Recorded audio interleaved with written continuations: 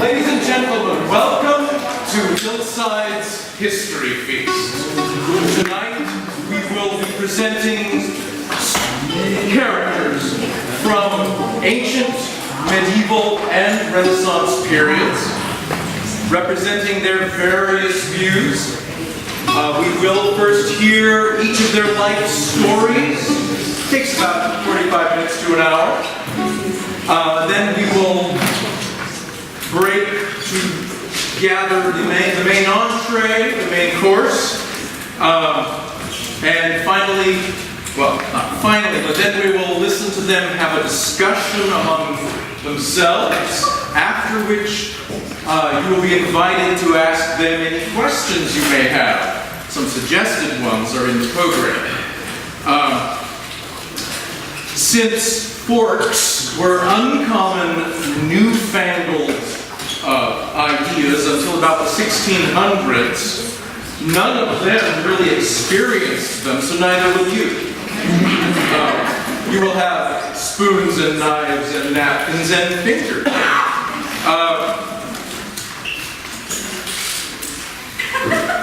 This also was not commonly used in those periods, so I recommend and request that you all turn off or turn the sound off at the very least for these strange creatures, or any beeping inventions you may have. I wish to emphasize that the ideas expressed will be those of the characters researched, definitely not necessarily those of the student presenting them. In fact, a few of these ideas are outright repugnant to the actors portraying them. Do not confuse the student with the character. We will present them in chronological order, beginning with the New Kingdom Egyptian pharaoh Hatshepsut.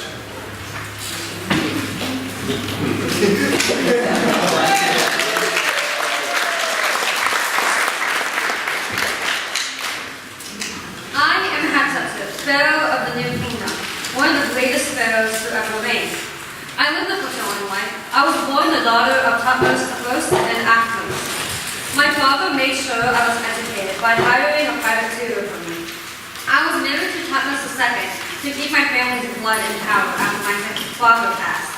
But sadly, since Thutmose wasn't in the best health, he did not accomplish much.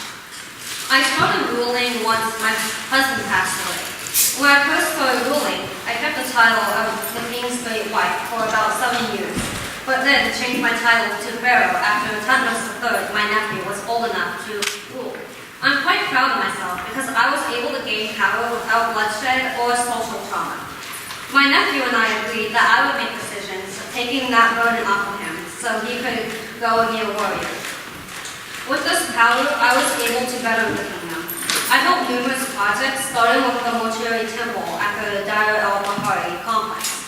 My temple was accompanied by those for Thutmose III and Mentuhotep II. One of my greatest was my two obelisks, each weighing 350 tons and standing over 30 meters tall. They are made of granite quarried miles away from Thebes. People say the highlight of my reign was when I sent an expedition to Punt, a land very difficult to get to. From the expedition, we received perfumes and gold, ivory and ebony, live panthers, leopards and cheetahs, an amazing giraffe, puffer monkeys and baboons, and even men and women from that strange land to the south. But the finest treasure of all was 31 flying myrtle trees, their roots abound in balls of soil. The reason people didn't object to my rule was because they enjoyed me as the ruler. I ruled for 22 years to be exact. I passed away around the age of 50 with cancer and diabetes. Apparently, archaeologists later found my body and said I was obese, but don't believe that.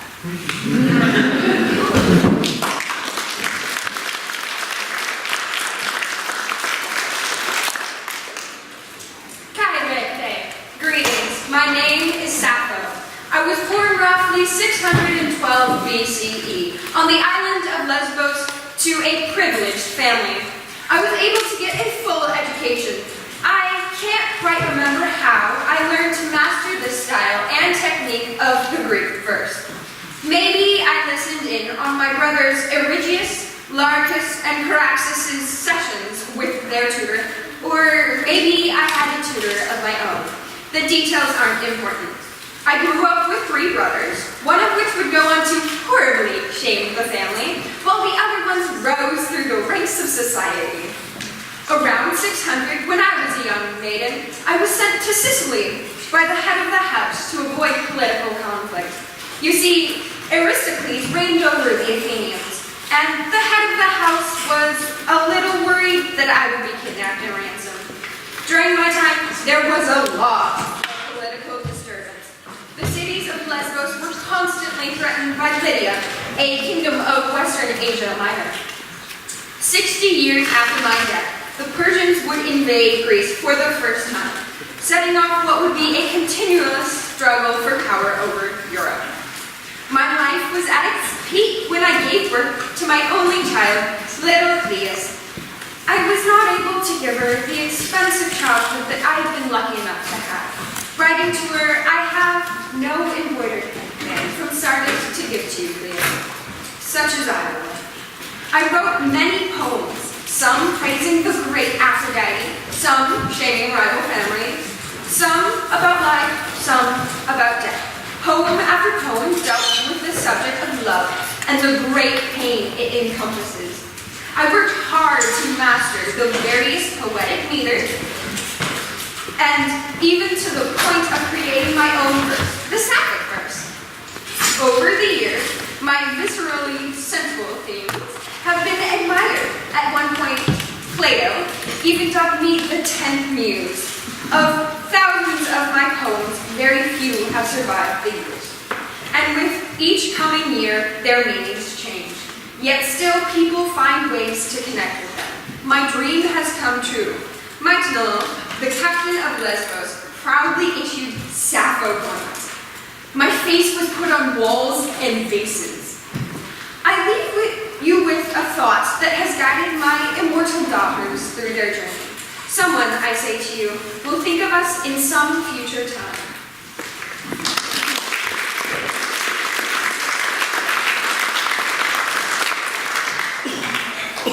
I am Plato. I was born in 428 BCE in Athens. During my life, I came up with great philosophical ideas that gave people true wisdom. I learned under Socrates, a truly wise man, and I believe that he lived a good life because of it. Together we came up with great philosophical ideas and we challenged the common beliefs of people around us. There were many others like us, but none as wise as Socrates. After years of studying with him, he was put on trial. Athens had recently lost the war, and they were arresting people like Socrates because they believed that he was questioning everything, and that he was questioning the gods and their democracy.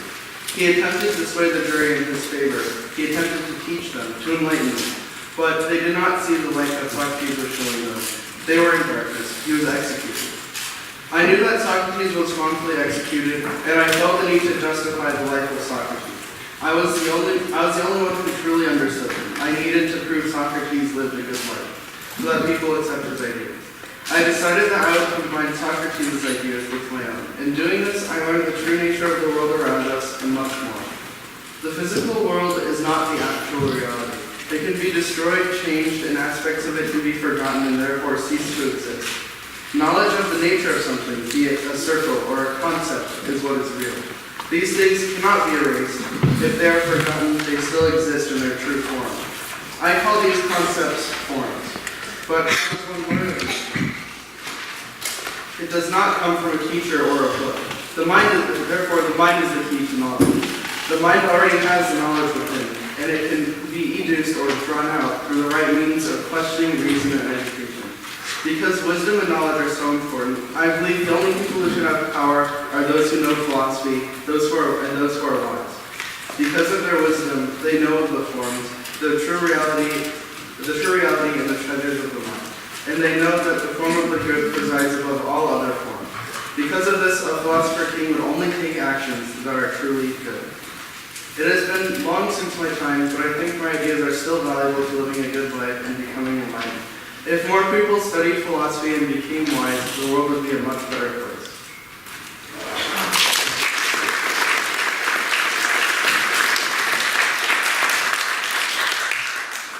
Long ago, right around 384 BCE, I slithered out of my mother's womb. I opened my eyes and felt life engulfed me. I felt a purpose, although I was unsure of what it was. Something of an unmoved mover, you might say. And from then on, I was known as Aristotle. I grew up the son of a doctor. Not just any doctor, the personal doctor to the king of Macedonia. And that connection later led me to an opportunity to tutor Alexander. Naturally, my father taught me as much of his craft as he could before he dropped dead. I developed something of a passion for animal life and anatomy as a result of his teachings. As I aged, my passion for philosophy grew within me. I decided to attend Plato's school in Athens, where I earned the nickname the Mind. During my time spent in Athens, I wrote many fundamental pieces as my lasting contribution to philosophy. They're much better than anything Plato could ever write. I eventually moved back to Macedonia on invitation from my childhood friend, King Philip, where I was asked to tutor Alexander. Alexander was great. After tutoring him for a year or so, I decided it was time to move back to Athens and found my own school. Unfortunately, I was not, nor ever will be, a citizen of Athens. Only citizens could own property in Athens, so I instead took it upon myself to rent a plot of land and teach there. Sadly, I had to flee Athens due to the growing anti-Macedonian rhetoric. My strong connections to Alexander only marked me as a stronger candidate for the death row. I left in part because I could not let the great city of Athens dismiss philosophy twice by killing Socrates and myself. At the age of 62 and 322 BCE, I grew very ill. I felt myself fading out of existence, and would you look at that, I'm dead.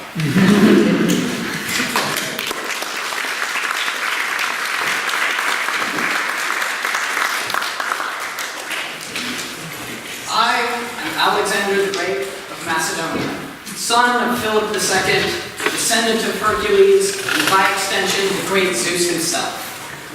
And today, I tell you all my story. My father paved the way for my glorious rise, uniting most Greek states, so that once I became ruler, the rest fell in line. Once I had control, I vowed to destroy the Persians who attacked us, yet fled from our might in the past. I gathered an army of 32,000 infantry, 4,500 cavalry, and 882 ships. All of these soldiers were veterans, fighters at heart. It may have been a small army in comparison to what we knew they had, but our army was greater of theirs in strength of mind. Their army of 600,000 men was no match for my army, 1/6 their size. They fled before our might, giving us the first battle with only a loss of 9 men. I swept across their lands, claiming their empire and extending the reach of Macedonia. I established the capital in Babylon, central to my empire, which then stretched from Greece to India and down into Africa. I am Alexander, conqueror, ruler, seeker of knowledge. I have founded cities and toppled empires. I am the scourge of my enemies and their unifier as well. The great empire of Macedon is mine to command, and I have ruled it well.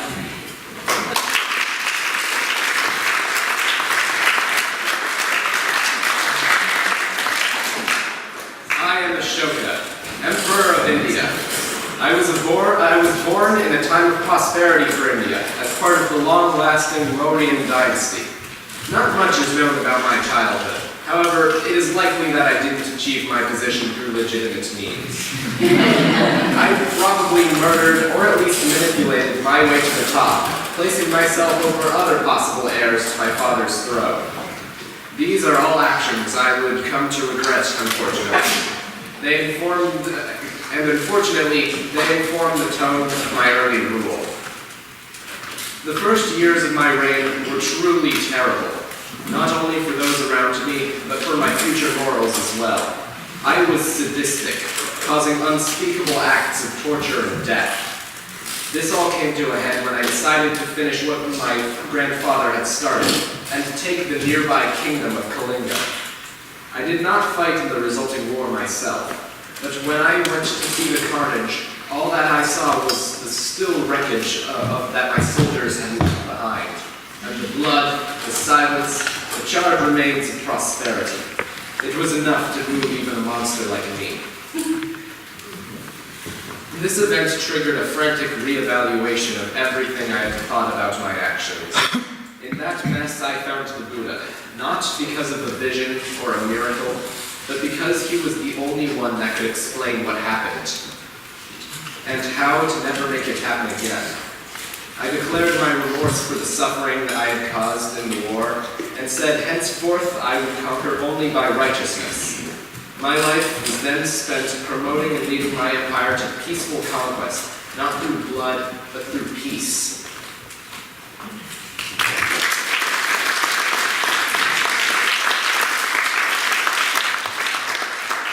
I, the curator Augustus Caesar, although I was born as Gaius Octavius Tiberius, the beginning of my life was set in a corrupt, uncertain Roman Republic. My father was a minor senator. My mother's uncle was Julius Caesar, a detail that would later become important. My father died early in my life, resulting in my mother's remarriage while I was sent to live with my maternal grandparents, who supervised me and watched over my education. During my early years, I formed relationships with people that would be a major part of my life in the future. One in particular was that between me and my mother's uncle, Julius Caesar. I had promised in his eyes, and he adopted me. After his assassination, I inherited most of his wealth and property, and as a result, the name Caesar itself. The power of this name had a lot to do with the course of events. Using both the name and wealth of my adopted father, I was able to put together an army, most of whom had been Caesarians under my father. Through Cicero, I was able to obtain an opportunity to legitimately work with the Senate. He'd actively urged them to push against Marcus Antonius, and when one of my father's murderers, Decimus Brutus, refused to give up the province belonging to him, he was under fire. Through odd luck, the two superiors I was placed under, the consuls of the time, both were killed, giving me both their armies. After defeating Antony in the overall conflict, I was able to forcibly take the consulship in Rome, holding the title at age 19. There was no precedent for anyone so young ever holding this office. Right after this, I met with Antony and Lepidus, a man who joined Antony's side, and we came to an agreement and formed an alliance that became known as the Second Triumvirate, 3 dictators with equal power. During this alliance, I had the opportunity to avenge my father, fulfilling an earlier promise. Men were sent to punish my father's murderers, and alongside Antonius, I undertook war with them. After I satisfied my desire for vengeance, Sextus Pompeius, Pompey the Great's son, was continually disrupting trade routes. Tensions rose, resulting in all-out war. With the help of my dear friend Agrippa, I was able to defeat Pompeius. I then fought my lifelong rival, Marcus Antonius.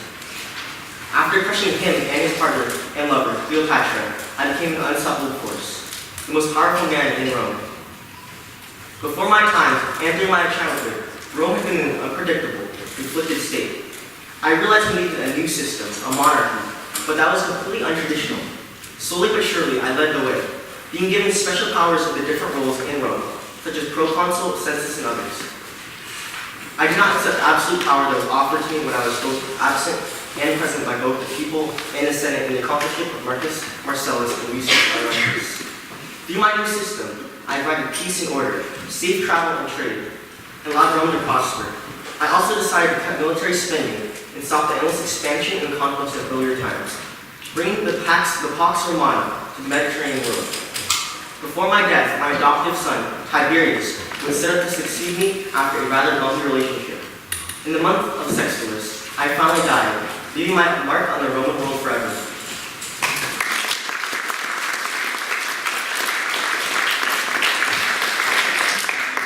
My name is William I, Duke of Normandy and Conqueror of England. I was born around the year 1028. to Robert I, Duke of Normandy, and his mistress, which led me to be known also as William the Bastard. Being born from this extramarital relationship was the first of my problems when it came to taking power. In 1034, my father went on a pilgrimage to Jerusalem and declared me his heir in case he did not return, since he had no legitimate children to his name. He died on the return journey, and I was made duke in 1035 at the age of 7 or 8. For the first decade or so of my reign, I had little power, as I was still learning the ways of the world and my duchy was in chaos.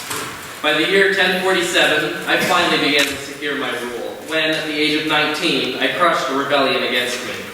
It took many more years of fighting to gain complete control, and my marriage to Matilda of Flanders in 1053 lent me a powerful ally.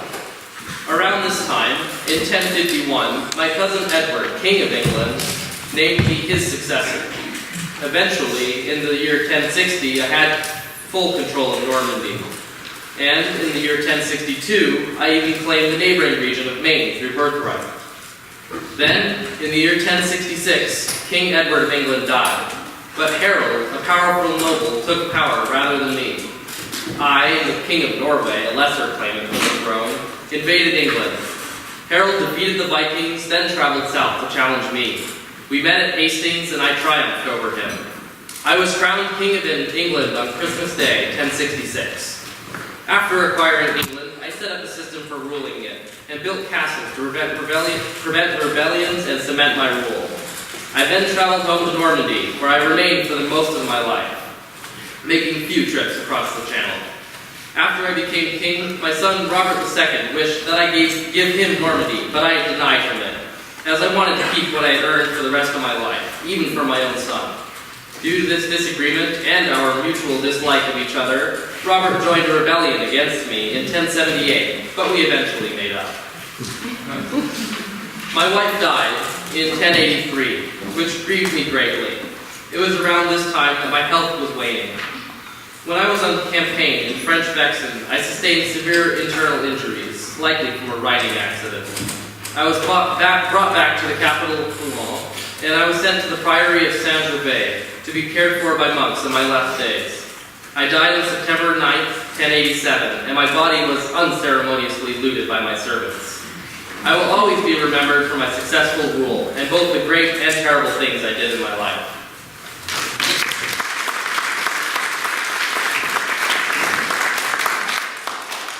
Salvete! I am Baldwin, King of Jerusalem and guardian of the Christians. However, my family did not expect me to surpass my elder brothers, since I was the youngest of the three. I was born in the 11th century in Bouillon, France, to Eustace II, Count of Bouillon, and Ida of Lorraine. As a young man, I was put into the care of the church as my position in my family dictated. Since I was unable to inherit much of the land much of my family land. Despite this, I still was destined for a comfortable life of prestige and nobility. However, this was not enough for me, as I was restless for action and to see the world alongside my brothers, and to swear myself to a lord like they did.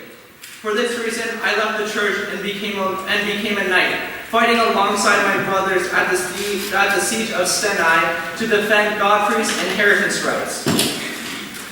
My choice of a military career proved valuable, since it was soon clear that Byzantium needed assistance from the ever-invading Turkish Muslims. They were not only a threat to the existence of the East, but to all Christendom. Therefore, Pope Urban II called for all Catholics to take arms and be absolved of sins. Seeing this as not only an opportunity for absolution, but for prestige and wealth, I joined the pilgrimage to Jerusalem. Although I did not like Emperor Alexius, I would always treat him with respect, seeing him as a resource. However, the other nobles in my party were not of the same mind. So when one of the knights insisted on sitting on the emperor's throne, I had to explain to him not to be deliberately offensive, especially after pledging our bodies to the emperor. I always thought in a pragmatic sense, never once compromising practicality, even if it meant going against how I actually felt. After passing through Constantinople, I went east to take land of my own.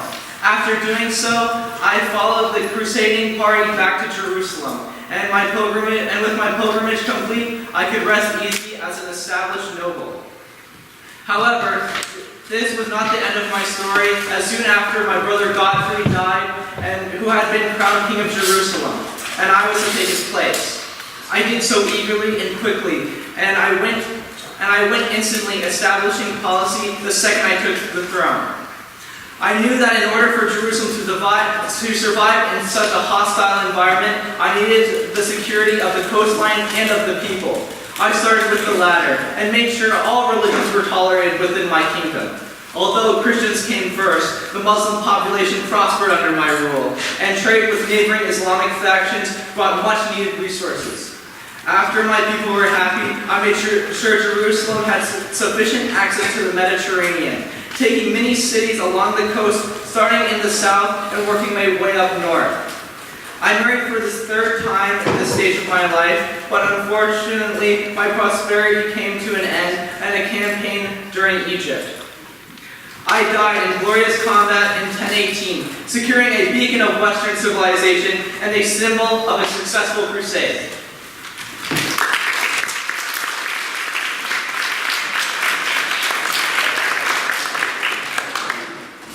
Hello, my name is Dante Alighieri. You've probably heard of some of my writings. De Monarchia, perhaps. Almost certainly the Commedia, or in English, the Divine Comedy. Part of the Divine Comedy is Inferno, a book widely considered to be a masterpiece of both religion and writing. While my work is famous to many, you know about my life story. It's not a story that has a happy ending, but it is interesting as far as betrayal and heartbreak are concerned. I was born in 1265 to upper middle class parents, and so for the first years of my life, things were going well. Sorry. But then two things happened. First, my mother Bella, to whom I was closer to than my father, died in 1272. I missed her very much, but father's grief was even deeper. Two major things helped me overcome that. The church and love. The church was something that had always been dear to my heart. I had been baptized at a young age and had always attended Mass. It was something to believe in until Beatrice came along. Beatrice was the love of my life, my muse, and I fell in love with her the second I saw her. She appeared dressed in the color of nobility. At that instant, I can truthfully say that my animal spirit in the deep chambers of my heart began to tremble. Unfortunately, she taught me only once about my childhood. Education helped ease that pain, as I was taught by Brunello Latini, an accomplished author who wrote books on many subjects. There seemed to be no end to what he was able to do. After finishing my tutoring from him, I went to university in Bologna, where I was well prepared for the rigorous academics. In 1283, though, two major events happened. Beatrice finally talked to me again, and my father died, which hurt deeply, but it did mean that I became the man and leader of the household. Everything seemed good. I had just survived my time in the army. In 1289, when I was 24, I fought with the first prince of the Florentine cavalry, most notably at the siege of Caprona. But then everything changed again. Beatrice got married, and so did I, but to different people. That alone was bad, but then in 1290, a year later, she died. I was inconsolable. The only way I was able to move on was to write a book, La Vita Nuova, specifically about her, about love, and about the art of poetry. After finally being able to put Beatrice to rest, I was able to move on to something else I was passionate about, politics. At that point, I had achieved fame around Florence as a writer. My poems were sung, recited, and memorized. I had given permanent form to a selection of them. I started out as a road manager and moved all the way up to prior, the equivalent of mayor of Florence. Unfortunately, not everyone liked my ideas, and exiling the leadership of both the Ghibellines and Guelphs, the two major political parties of Florence, in order to quell fighting between them, as well as refusing to aid the current pope, resulted in my exile from Florence, from which I would never return.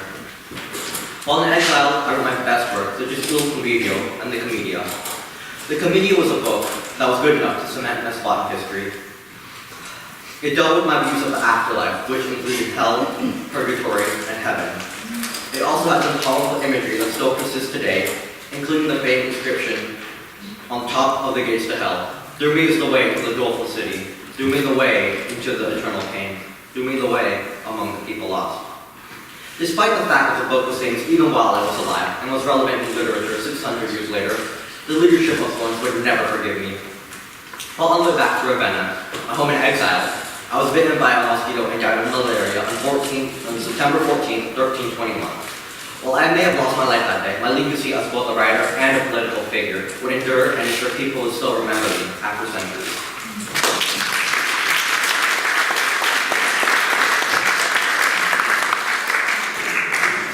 Hello, my name is Jean Lapicelle, although you probably know me best as Jeanne d'Arc. I am most known for my victory at Orléans, for successfully crowning the Dauphin, Charles, as king, and probably for being Burgundy. My name is recognized today by many, and is regarded, especially by the French, with much affection and respect. From before my time, starting in 1337, a bitter war was waged, and would continue to do so until 1453. It began when King Edward of England believed that he had the right to the throne of France through his mother Isabel. But the French did not recognize his claim.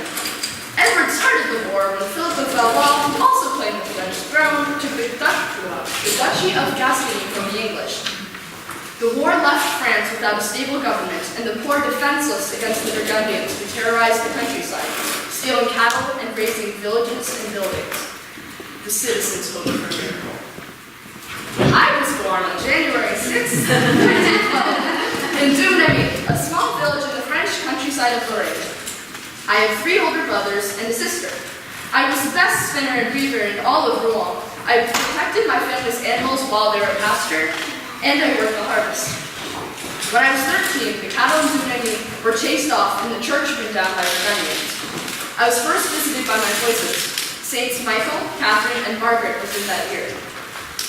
When I was 16, my family was driven from our home by Burgundians, and so, with the instruction of my voices, I traveled to Chinon to beseech the Dauphin that he grant me an army and a place at the front line. After I finally achieved the support of the Dauphin Charles on the 26th of February, 1429, I was sent to Tours, where I was crafted a suit of armor and offered a sword. However, I turned it down in favor of what my voices had told me about. At the Battle of Orléans, I led the boats full of aid across the river and into the city by changing the direction of the wind with a couple words. While this battle made my name and lifted the spirits of the French, it was one of the few I participated in, as my career did not last long. In my last battle, I was guarding the rear of my troops as we raced to a nearby city, but the townspeople were concerned about how closely the English were following behind us, and so closed the gates. They cut off many soldiers in the process, including me. While trying to hold my ground, I was pulled from my horse by an archer and turned over to the Duke of Luxembourg. My trial was held at Rouen on February 21st, 1431, conducted by Bishop Pierre Cauchon and witnessed by the 9-year-old King Henry VI. The bishop thought it would be easy to convict me, and a literate peasant girl who had never deeply studied God or religion and had no lawyer. He thought wrong. It was 4 months of painstaking trial before I was confronted with the reality of being executed on May 24th, 1431. I was led to 2 platforms and ridiculed by a crowd as the bishop shouted at me, asking if this was what I wanted, to die. In the end, I broke and agreed to their terms. I was forced to sign documents that said I had made up the voices, and as a part of these terms, I would be a prisoner for life, forbidden from wearing a man's clothes ever again, and to add insult to injury, my head was shaved. But 3 days later, my courage flooded back to me, and I took back everything I had said that renounced my voices. I was sentenced to burning at the stake on May 30th. I was 19 years old. I was forced to wear a black dress and a cone hat as I was dragged to the pyre. After my death, I heard that a man in the crowd had seen a dove fly from my chest and believed it was my soul taking flight. He was right.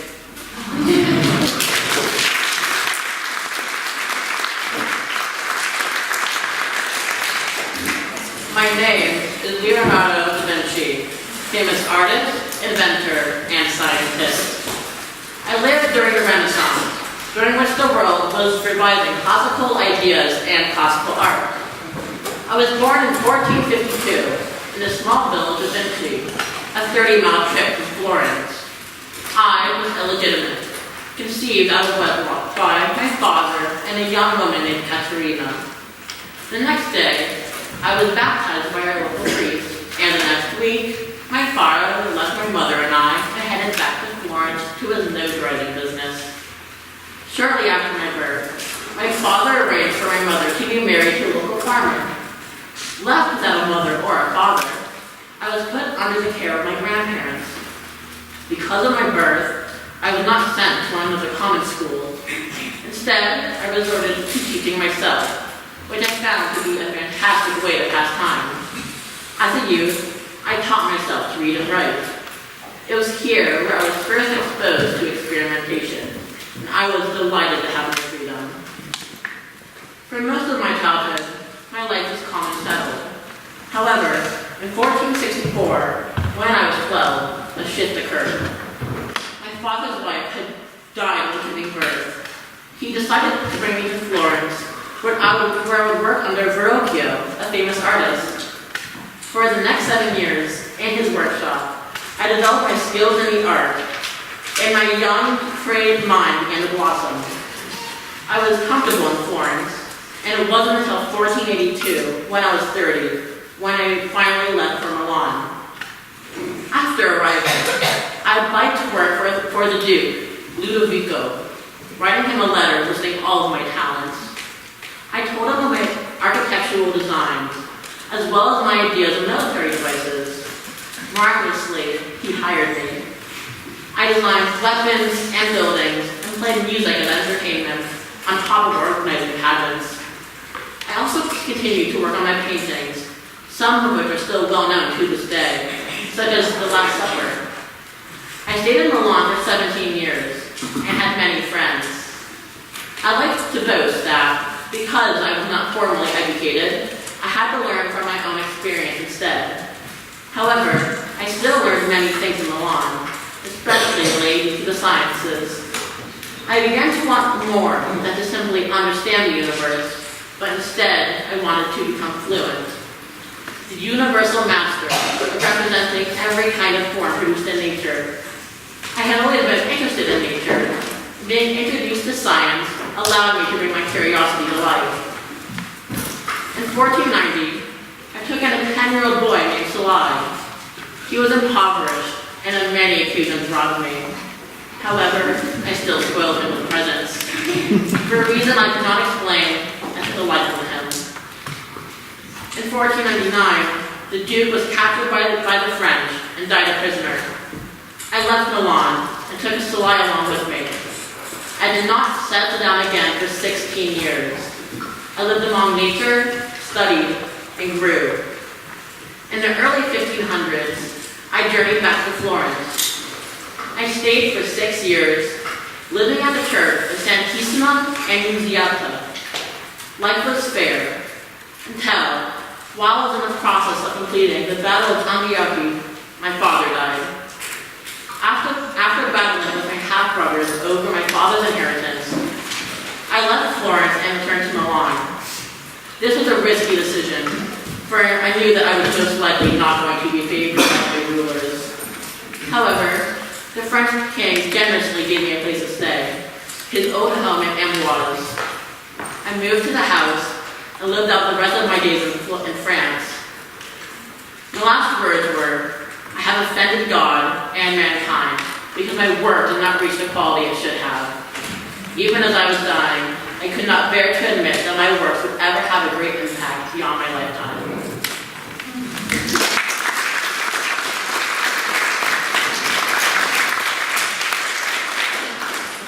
My name is Michelangelo Buonarroti, and I am a skilled Italian sculptor, painter, poet, and architect of the Renaissance. My most renowned works are the sculpture of David, the Sistine Chapel ceiling, and the design for St. Peter's Basilica. My life story is one of overcoming obstacles to create amazing works that stand the test of time. I had a difficult upbringing. I was born March 6, 1475 in Caprese, Italy, and was the second oldest child to my mother and father, Ludovico and Angela Buonarroti. After my mother's death, I was sent to a foster family in Sedignano because of my father's financial struggles. Despite my artistic inclinations, I was initially raised to become a banker like my father, Ludovico.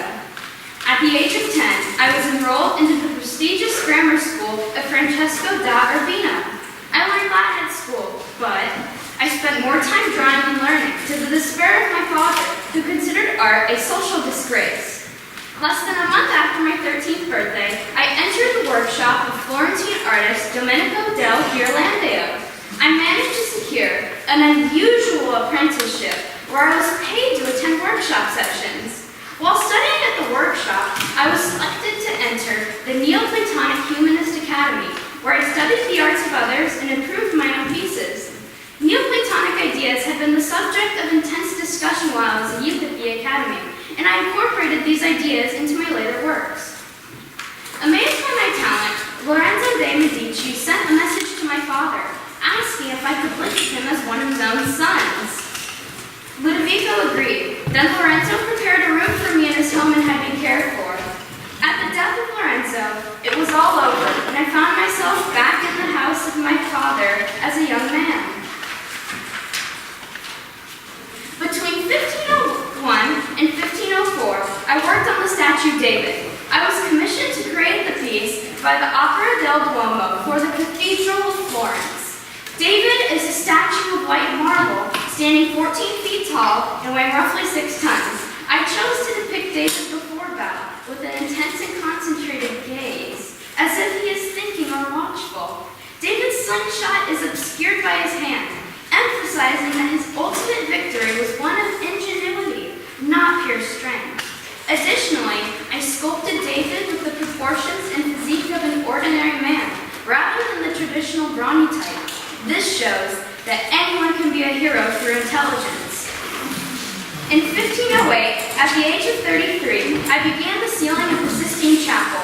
In 4 short years, I painted a series of 9 scenes from the book of Genesis, in addition to 12 prophets and 20 athletic nudes, onto the expansive ceiling of the chapel. Initially, I planned to have other artists assist, but I was unsatisfied with their skills, and I decided to complete the project alone. The workload posed many challenges, including the constant strain on my shoulders and back from painting above my head for years. The sacrifices I made for my career resulted in pieces of only the highest quality. Although I became renowned by the public for my art, I spent most of my time alone in my home. I was so consumed with my work that I felt great distress and great physical strain, and I had no friends of any kind, nor did I want them, and I did not have enough time to eat as much as I needed. In adulthood, I made no effort maintaining personal hygiene. I rarely bathed and wore dog-skin clothing that went unwashed for long stretches at a time. My naturally broad-shouldered physique wasted away. Despite my simple lifestyle, I was generously compensated for my works, but I simply refused to spend my money. I led a quiet life and enjoyed riding my horse. I never married or started a family. This decision was likely deliberate because I eschew intimacy, and much of my poems contain material that is homoerotic in nature, and noteworthy because they suggest I'm homosexual. I died February 18, 1564, a few weeks before my 89th birthday. In my will, I gave my soul to God, my body to the earth, and my belongings to my nearest friends.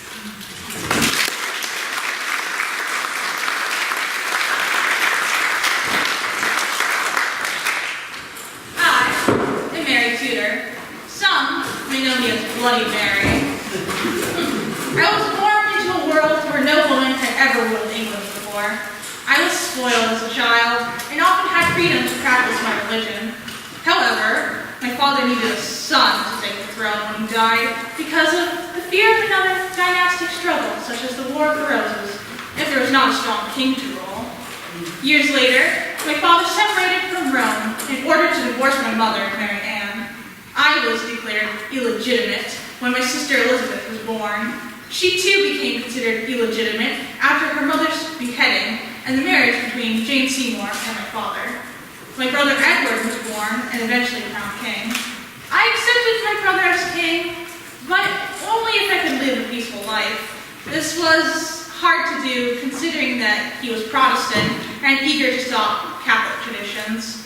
Even though Edward's Protestant councilmen banned the use of rosary beads and altar candles and outlawed traditional Catholic Mass and the Catholic prayer books, I attended Mass in private with my staff up to 4 times a day. Even if I was scared for my life, I refused to give up what I stood for and decided to fight for it. When Edward died, I decided to fight for Catholicism and become queen. My pathway to power was not as easy as you may think, though I had more supporters than Edward because England was mostly Catholic. Yet, Edward had changed my father's will to make sure that a Protestant cousin would take the throne and that I would be arrested. Unfortunately for them, the people of England wanted me as the queen. Once I was crowned, I fought against the Reformation by killing those who practiced Protestantism and changing laws that were against Catholicism. I once talked about how I felt about people against my cause. I said, fear them not, for I assure you that I fear them nothing at all. Letting people know that I did not care what they thought was something I let everyone know after my infamous marriage to Prince Philip. This marriage was important to me because Philip was related to my family on my mother's side. Sadly, many were not so happy with this alliance, thinking that it would lead to war with the French or reduce the realm to slavery. Either way, it did not change my mind, and he became king. But I still had more great power than he did. Something very important to me as a ruler was to produce an heir. However, I was not able to become pregnant.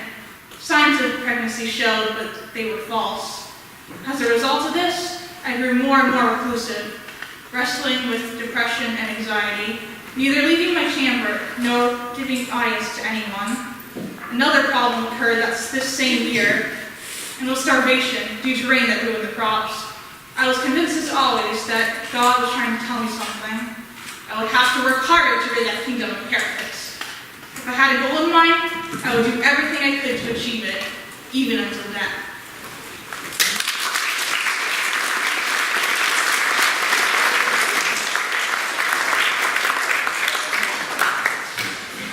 Ladies and gentlemen, at this point, we will have a break for about 30 minutes.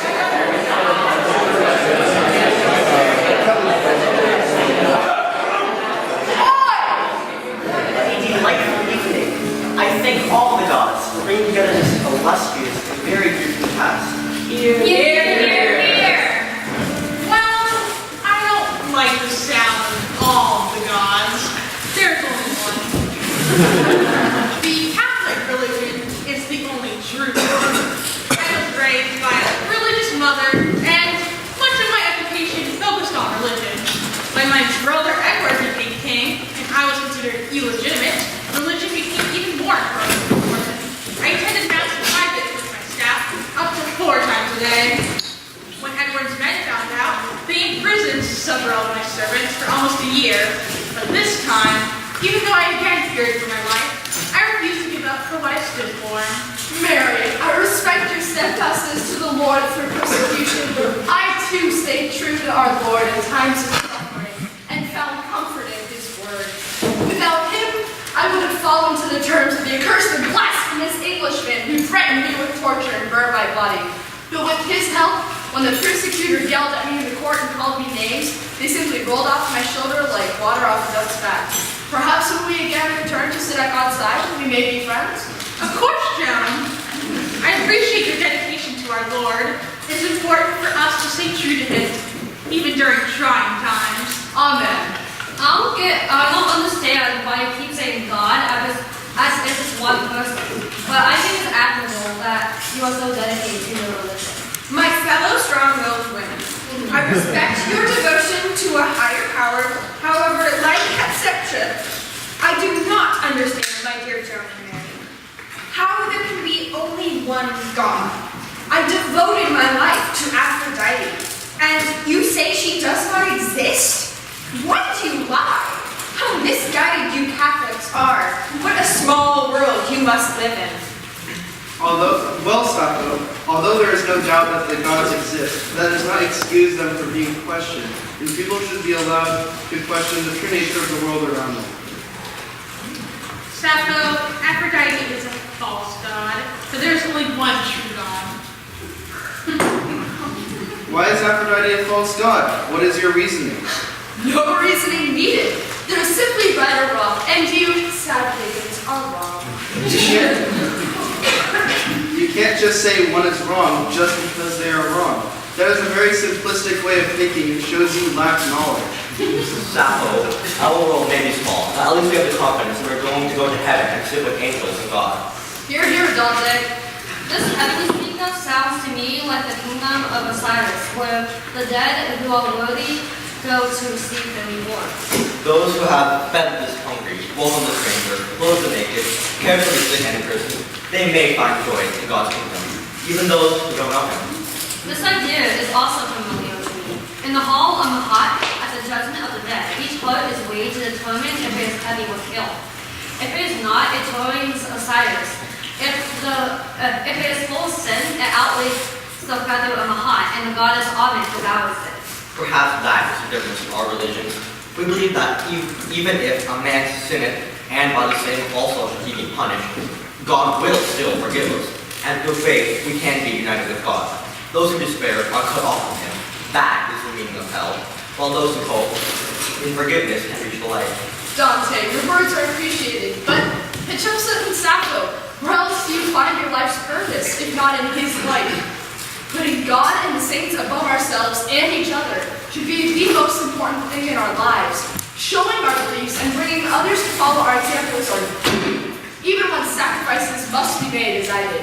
Since God had commanded it, it was necessary that I do it. Since God had commanded it, even if I had 100 mothers and 100 fathers, I would have gone nevertheless. Even if I'd been a king's daughter, we must answer God's call to action. We must rise and execute His vision, no matter the cost.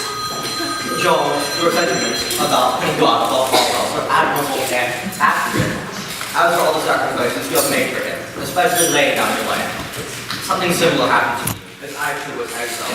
I suffered and tried to follow God to the best of my abilities. While I disagree that there can be only one God, it is true that we should devote our lives to the gods. I spent my life following the ways of beloved and treacherous Aphrodite, the goddess of love. She deserves to be admired, as do all the gods, though not through pillaging and destruction. It is a pity such beauties as you, Joan, are bent towards violence when you remind me of a very gentle little girl I once watched picking flowers. With a strong bravado in life, but a weak and delicate soul. A little girl picking flowers? I may be innocent, but how dare you imply that I may be naive, pagan. Just speed up the old foot. I led armies. I've taken the confession of a beaten, bloody, dying man with his head in my hands. I've seen the eyes of soldiers replaced with arrowheads and their hair replaced with flame. So while I may be pure, never compare me to a fragile little girl. That you hide behind the atrocities of war is weak. War is no solution, and it breaks those who resist now. I do think you are a young girl, and a beautiful one at that. However, I pity you, my dear, for death will finish you afterwards, and no one will remember or want you. Sappho, war is never good, but sometimes it is necessary to establish peace. I find it admirable that Joan had the guts to fight. I too have had to endure the horrors of war when I joined the Guelph troops who rode out to front the cable lines. It takes a tough person to do that, and an even tough one to come out alive. But you know, she deserves respect for trying. No one should have to endure the horrors of war for any reason. I agree with Sappho. War should be avoided, as there are other non-violent ways of expanding an empire or presenting an idea. A crucial aspect of the survival of a nation is stability. Rome used to be consumed by constant conflict, and over time I began to understand the need for stability. War should be actively sought, but it's sometimes unavoidable. My sense of the absolute power will largely be made by force of arms. The task of the future was to use this power wisely in the service of peace. In my youth, I acted as a warlord, but over time I changed and my sole purpose became keeping Rome together. Augustus, I admire how you gain power without violence. I do the same, and I agree that the way to maintain power is to please your people and make them happy with your rule. Considering that I was a woman in a system where men primarily ruled and the amount of time I was in power, I was clearly an excellent ruler and even a person. Actually, Trepsid, while the beginning of my career was without violence, I have to admit, my rise up the political ladder actually included multiple major wars. Well, I agree, Augustus. War is a vital part in advancing oneself and one's nation, and can bring great benefits. Although, by the end of my life, I regretted the huge number of deaths I caused. But I was consoled that I conquered so much and furthered my own power. I agree, William. War is cruel, but a necessity to improve yourself, your prestige, and impose correct views onto others. A nobleman distinguishes himself through battle, especially if he starts as a landless knight without prospect. Besides, war can be a tool to educate the barbaric. The First Crusade is an excellent example.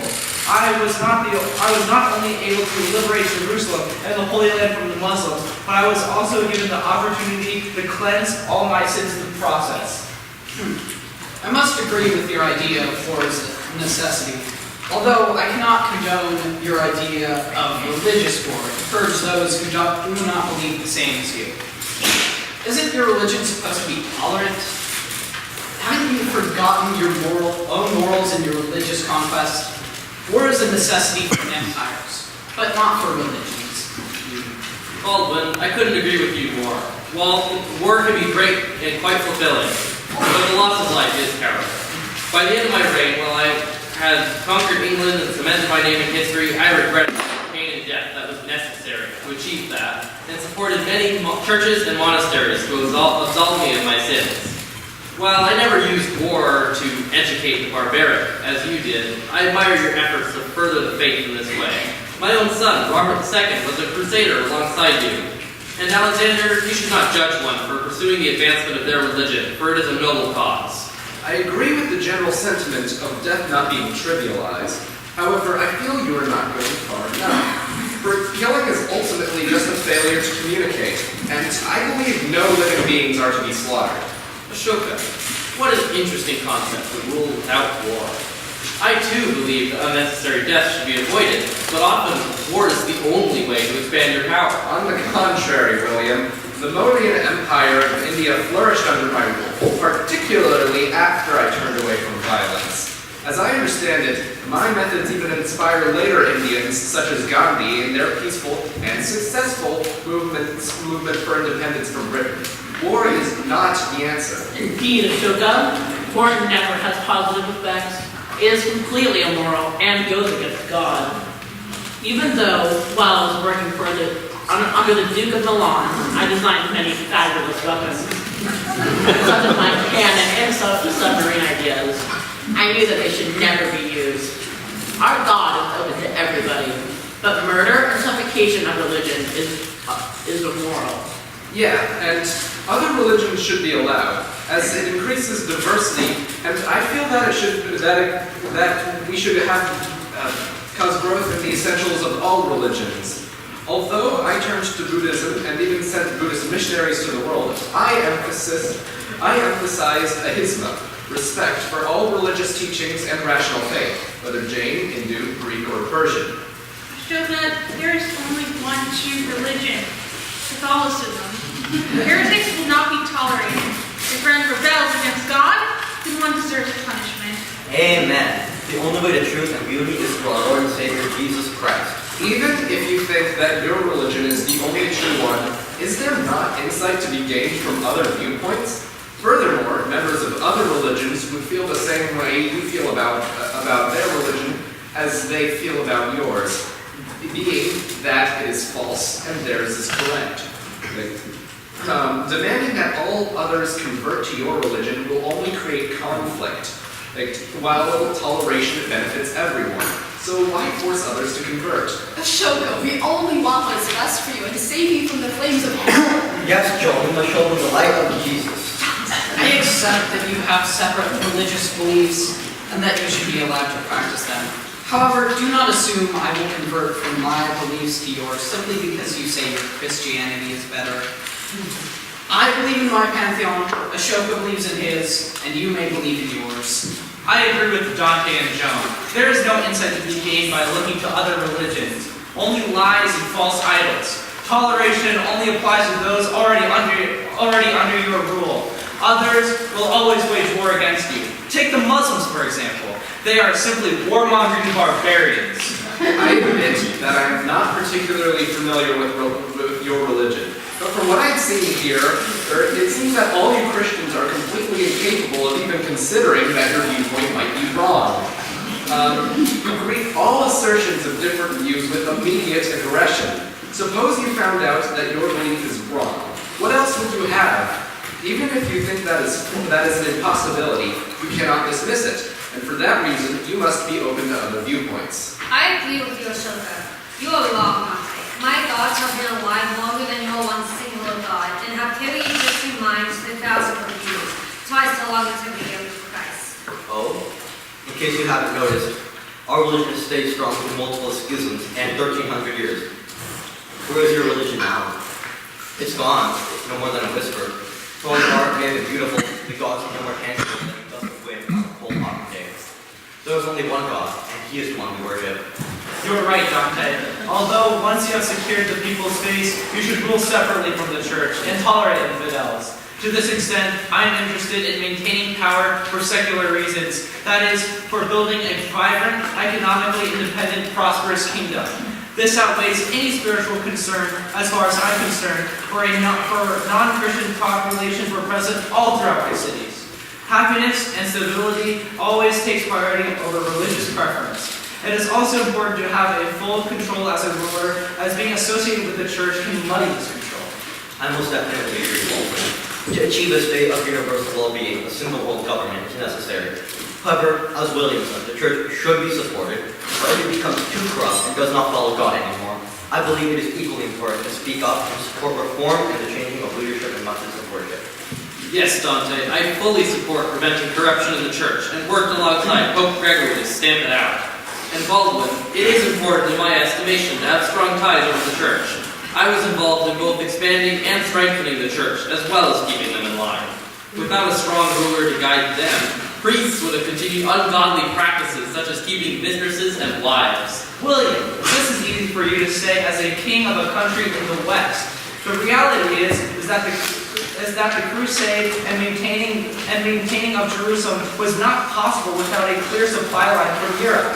I simply did not have the power to control the church like you were able to, and therefore I had to work with the relatively little bargaining power I had. You do have a strong argument, Baldwin. It is not always possible to rule everything at once, and I understand some compromises must be made. All this talk of war and religion misses the point of what is most important. Some say horsemen, some say warriors, some say a fleet of ships is the loveliest vision in this dark world. But I say it's what you love. Life is dictated by many circumstances, but one idea overrules it all. Love. Sokka, I agree with your views on life. How we must use what we have and get it to our full advantage, and how love and beauty overrule hate. To truly enjoy living, you must also be able to indulge your fantastical and loving side. I believe in basing knowledge on experience, but I also indulge my love of fantasy. As long as you keep a sense of whimsy and hope, your life will always be colorful. Beautifully spoken, my good friend. Only breath, words which we command are immortal. And once the words are spoken, they become immortal. Although I agree that religion is important, keeping memory of your accomplishments alive is just as important. Through words or art, my memory is preserved. If my name was to be forgotten, then my soul would be gone. Thankfully, my nephew wasn't able to destroy all my creations. Hatshepsut, it sounds as if your culture relied on artists like me to perpetuate their memory. I contributed to a similar idea by completing works for important figures of my time, such as my awakened slave Moses, originally planned for the tomb of Pope Julius. I appreciate the amount of understanding you have for my culture, and I am grateful for people like you who have helped their leaders leave a legacy. Of course, we leaders create our own legacy with our actions, but artists like you help us show our accomplishments. What an absurd goal. It is a misconception that the physical world is the most real reality. So why should people try to copy or preserve it? It is the ideas of the mind that are worth studying. Take a circle. One may say the word circle and know what I am referring to, although that is simply the word, not the reality. One may draw a circle, but they are at best imperfect approximations. These images can be erased, but the real nature of a circle can never be erased. Therefore, I believe that these concepts, or forms as I call them, are the real reality. I have to disagree with your concept of forms and ultimate knowledge. The physical world is real, and any forms, ideas, or patterns are part of or integrated with the particular material examples of them. It's through observation of the physical world, that the real world, that we can understand those patterns and attain wisdom. Do you know what wisdom is? It seems as though you are the one who is mistaken, as the physical world is simply a reflection of the world of the form. Thus, you cannot gain true knowledge from fragments or illusions, which is what the physical world is relative to the form. It is with knowledge of the forms that one can have true wisdom. The physical world can be explored, Plato, and it is reality in a way. However, Aristotle's idea of the unmoved mover, who is obviously God, towards whom we move, and ascends through multiple different realities, is what the truth is. Dante, I appreciate your interest in my work. However, there are multiple gods. They do not move us to do anything. They're simply there. They inspire creation to move from its potential towards its actual existence. This sounds partly like my belief, which is based on Plato's. A soul powered by love and ecstasy can reunite with God. This is the philosophy of Neoplatonism, which follows Plato's allegory of the cave. As a proponent of it, I spread the humanist movement's principles of rational thought and worldly endeavor. Plato's what? I'm not familiar with this term. Please explain. The allegory of the cave states that most people only know shadow, darkness, and illusion for their whole life. But when one of them climbs out to see the sun, the light of wisdom, and to know the truth, that person is blinded by it, but eventually is able to see clearly. If the enlightened person were to return to the world they have previously inhabited, that person would at first see darkness, and the people who live there would try to kill them. Michelangelo, I don't quite understand what you mean by the philosophy of Neoplatonism. I heard the word Plato in there, and I can tell you how wrong Plato is. I must also say that not all souls serve the same purpose. Each is moved differently. I think that the stages of enlightenment parallel the allegory of the cave, but the sun represents unity with God. One first sees and loves physical beauty. They grow to love the spirit and person. They realize there is a higher beauty than the single person. From there, they learn about universal love. Then, finally, they can reach love and union with God. Aristotle, why do you dislike Platonic ideas so much? It's my philosophy that we must come up with ideas based on our observations. Plato was wrong about so much. He was far too idealistic and nowhere near realistic. His speculations about drawing out innate knowledge out of individuals are based on no observation of anything whatsoever. It's simply an idea he pulled out of his head. All of Plato's ideas are like that, and that is why I can take nothing Platonic seriously. Well, I agree with you, but only to an extent. Observation is important, yes. However, I disagree that his forms are entirely unrealistic. Look, ultimately, the physical world is one of them. Final escape from its cycle should be sought, and to do that, one should follow the way preached by the Buddha, that of moderation rather than excess or abstinence. I can't speak about the cycle of life or breaking free from it. However, I can agree that taking the road of moderation through life is the best way to live. By taking life in moderation, you are achieving true happiness and goodness. Virtue is a balance between the extremes. This is what the Buddha advised. When we give into our emotions and desires and attachments, we are repeatedly reincarnated into a world of suffering. Until we learn to let go of desire, become free, and enter nirvana, the state of ultimate enlightenment. Ashoka, it sounds as if your Buddha and I had similar ideas. The reincarnated soul learns more from each life about the universal truth, and is thus born with knowledge that can be drawn out through questioning. As you say, the goal is wisdom and enlightenment. Plato, you are completely wrong. Why? Knowledge is not innate. You must learn about the world around you through observation before drawing conclusions. Not whatever this is. I do, however, agree that ignorance is no good and what brought about the death of Socrates. At least we can agree that the death of Socrates was truly tragic. But explain this. How do we know what the nature of something truly is? It is never taught to us through books or a teacher, but yet we still intuitively know it. The only place that this knowledge can come from is the mind. Ridiculous. Aristotle is right, Plato. Knowledge is not gained at birth. Then how do we explain what we know of the concepts that make up the physical world? How would one know what something truly is without some knowledge of the intelligible world? Humans seek knowledge merely for the sake of knowing. There are several different ways to reason about the world around you. The first is through dialectical reasoning, observing through what seems like it may be a popular opinion. Dialectical reasoning, which is merely observing through the lens of the most popular opinion.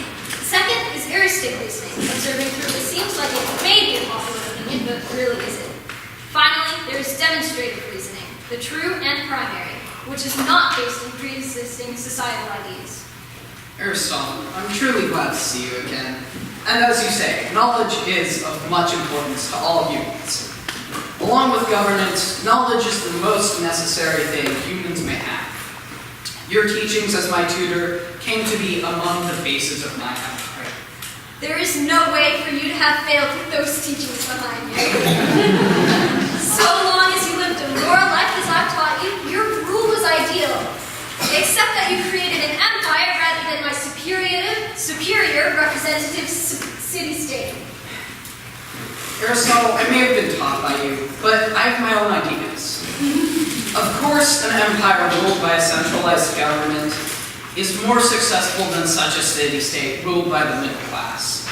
Having the entire world under the rule of a single empire is the ideal end goal. It saddens me that you disagree with the superior ideas of rule by the middle, but at least you managed to preserve knowledge as it ought to be. Rome despised the concept of a monarchy just as Aristotle does, so I have sought to at least keep up the appearance of a republic, even while it may not stay true to traditional beliefs.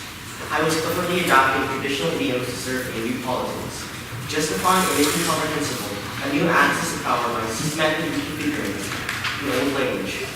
I learned to deal with while still making it obvious great power was by using the title princeps, first citizen, instead of king, and what is acting like a dictator. Support the people is crucial, which is why it might not always be such a good idea to be obvious about how different you are from people as you do, Alexander.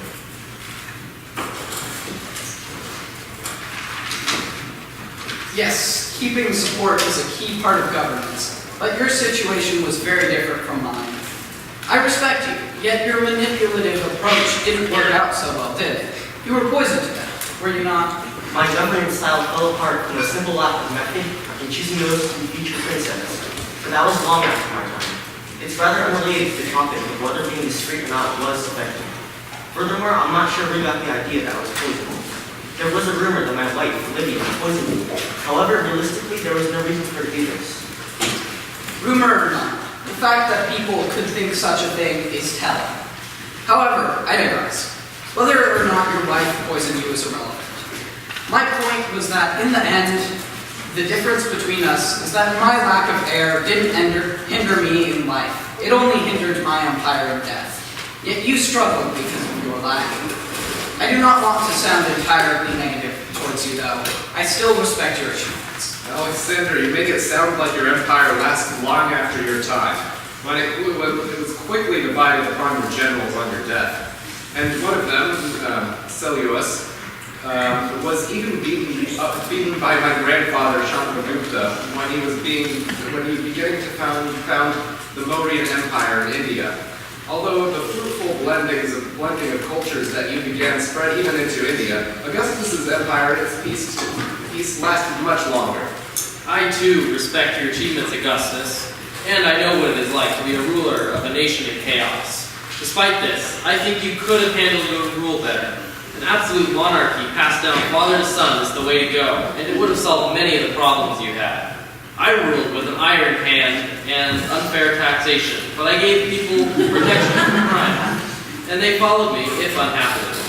You do not need to be kind or likable in order to be an effective ruler. William, I can both relate to and support the strictness you held against those who broke the law or dissented from you. Such actions are necessary to keep an orderly society going. As for your excessive taxing, of course it's important by you. That's what's kept Rome's army going strong. When I had to provide for the military treasury that had established for the army, I introduced a levy of 5% on inheritances going to anyone outside the immediate family. Though despised, it was necessary. I agree that the best way for a kingdom to be strong is to have only one person in charge. Though I had to share my power with my nephew, I was mainly the one ruling. If you are a monarch, then you are the one who makes all the calls and decisions. The people shouldn't get a say in what is to happen or who rules over them. They should just do as a tell. Nonetheless, it is important to be likable to people who rule, because if you aren't, they will conspire against you and assassinate you, as happened to my father, Julius Caesar. It's not necessarily about their having a say, as much as keeping them happy to avoid backlash. So my father, Julius Caesar's dictatorship is readily invoked and seen as an object lesson for me of what to avoid. Through him, I understood how important it was for me to maintain good relations with people. You are still a monarch whether you call yourself one or not. People who claim power due to birth or conquest are seldom good rulers. The ideal society would be a republic ruled by the wise, those who are educated and trained until they reach enlightenment. Wise people have deep knowledge of philosophy in the form of the good, the supreme guiding principle of all things. Therefore, everything the wise do would be for the good of the community. Yes, Plato, except you want a republic. I too was once in favor of one, until Florence, my beloved home city, and one of the most notable republics of the time, ruled by those who had studied the classical works, including your own, exiled me because when the Pope asked for help, I alone spoke up against it. About the papal matter, I advised nothing be done because of wrong-headed demands upon the city's resources. Because of that experience, I believe the only way to attain universal peace is to have a world government similar to the ones of the Roman Empire ruled by Augustus. The Florentine Republic is not the type of republic I speak of. Your republic was not ruled by the wise, and thus it fell into chaos. The best ruler is the best educated one. On the contrary, the best way to rule successfully is to appear powerful. I did this by sending out expeditions and by having many great structures built. From the expeditions, I was able to bring more wealth to my kingdom. I didn't stop expanding because I believe that I should focus more on the kingdom itself rather than the land. I must say, your works are wonderful. I have always admired Egypt, and as you were one of the great people who built it, I must respect your ideas of rule. However, I think expansion cannot be bad. It simply gives you a greater base of power. You are right in some ways, Alexander. A leader must be seen as powerful for his people to follow him. But again, it is not necessary to be kind or benevolent. My people followed me even though I punished them harshly and laid heavy taxes on them. And if they did revolt, a show of force would bring them back in line. William, maybe for a small empire such as yours, using force may work. But if you want an empire stretching from Greece to India to remain united, benevolence is the key in place of suppression. Alexander, you make it sound as if you gained your power through persuasion when you killed thousands to create your empire. Even in my day, the people in the Middle East called you Iskander, the accursed, for the destruction that you caused. At least be honest about it. Perhaps Alexander and I are similar, conquering at first with violence, then seeking to rule with tolerance and peace. That may be, but I agree with William. A ruler has no obligation to be moral, as he is in a position of power in which there are many variables. This makes being ethical difficult in almost every situation. However, treating your subjects well is usually to your benefit. While treating them nicely might make them like me more, my methods drastically reduce crime in my lands. Any honest man could travel over my kingdom without injury with his bosom full of gold, and no one dare strike another, however much wrong he had done them. If anything, treating your people well leads to even less crime than your system. If people are tolerated and integrated into society, everyone is able to contribute. This directly leads to better standards of living, which reduces poverty and crime as a whole. Maybe so, but sometimes it takes a ruthless approach to keep control. In order to prevent rebellion, especially in the north of England, I had the new Northern noble class build castles all over the kingdom, just like you did in Central Asia, Alexander. Conquered people tend to resent a new ruler and need a strong hand. We did build such fortresses to forestall resistance, such as the one at Kuganzol in Margania, what our audience would call Uzbekistan. But my lands would have split as I conquered, causing years of civil war, if I hadn't allowed the conquered to be treated fairly. I respected all of their beliefs and cultures and tried to blend Greeks and Persians through intermarriage. For any worthwhile empire, a noble leader is needed, not one who would oppress those under his rule. Alexander, you seek a way of ruling that is both fitting to a country and to a household. Everyone deserves fair treatment, men and women alike. We each have our own place in society. A woman need not oppose society to be strong. She need merely stand by her husband. Sappho is right. We all have our place. My father was unfaithful to his religion and declared me illegitimate, even though it was my right by God to be princess. I was also my father's first child and first in line for the throne. However, I was tolerated until something came along, and then me and my sister were both seen as illegitimate. I eventually got my power back and made people listen to me so that the people of England wanted me as their queen. Bless you, Mary. But Sappho, while I agree with most of what you said, I do not think it is the job of we women to simply stand by your husband, or to mend the ways of a sinful man. Only routine confession and the will of the Lord reigns out. But it is under a woman's influence that a man would even think of asking for forgiveness. Even strong Zeus was carefully guided by mighty Hera. You know, you are quite like Hera, a strong-willed and beautiful woman. I'm surprised no one snatched you up. I don't know what that is, but maybe it's all like Joan, have you never studied the classical work? I thought that everyone who served the King of France should be educated, but I guess not. I was knowledgeable in the way of the Lord, not of false gods. Knowledge is knowledge, wherever it be gotten. And besides, one can learn much from the ancients, even with the false gods and wasteful rituals. False gods? Wasteful ritual? How do you know that your lonely god is not false? Here we go again. Please, Sappho, let's not return to that subject. Your emotional outburst demonstrates exactly why women should not have power. They are a lesser form of man. Sparta was such a barbaric and inefficient country because women had too much power in their day-to-day lives. Women are not true citizens, and therefore have no place educating themselves in the ways of politics, much less actually going and running the country. Aristotle, you are being ignorant. The only difference between man and woman are the physical ones. Neither is wiser than the other merely because of gender. Amen. Without women, society would crumble. We are the backbone of civilized society. Ridiculous! I, for one, didn't marry until I was rather old and thrived on my own without a wife. I do not believe women should be out and about engaging in men's business, whether that be art or politics. Women are needed for their role of producing offspring and caring for the home. They can do more, but it isn't necessary to society. I fully agree. Oh, you poor pagans. Your so-called gods have driven you mad. Madness has nothing to do with it, and neither do the gods.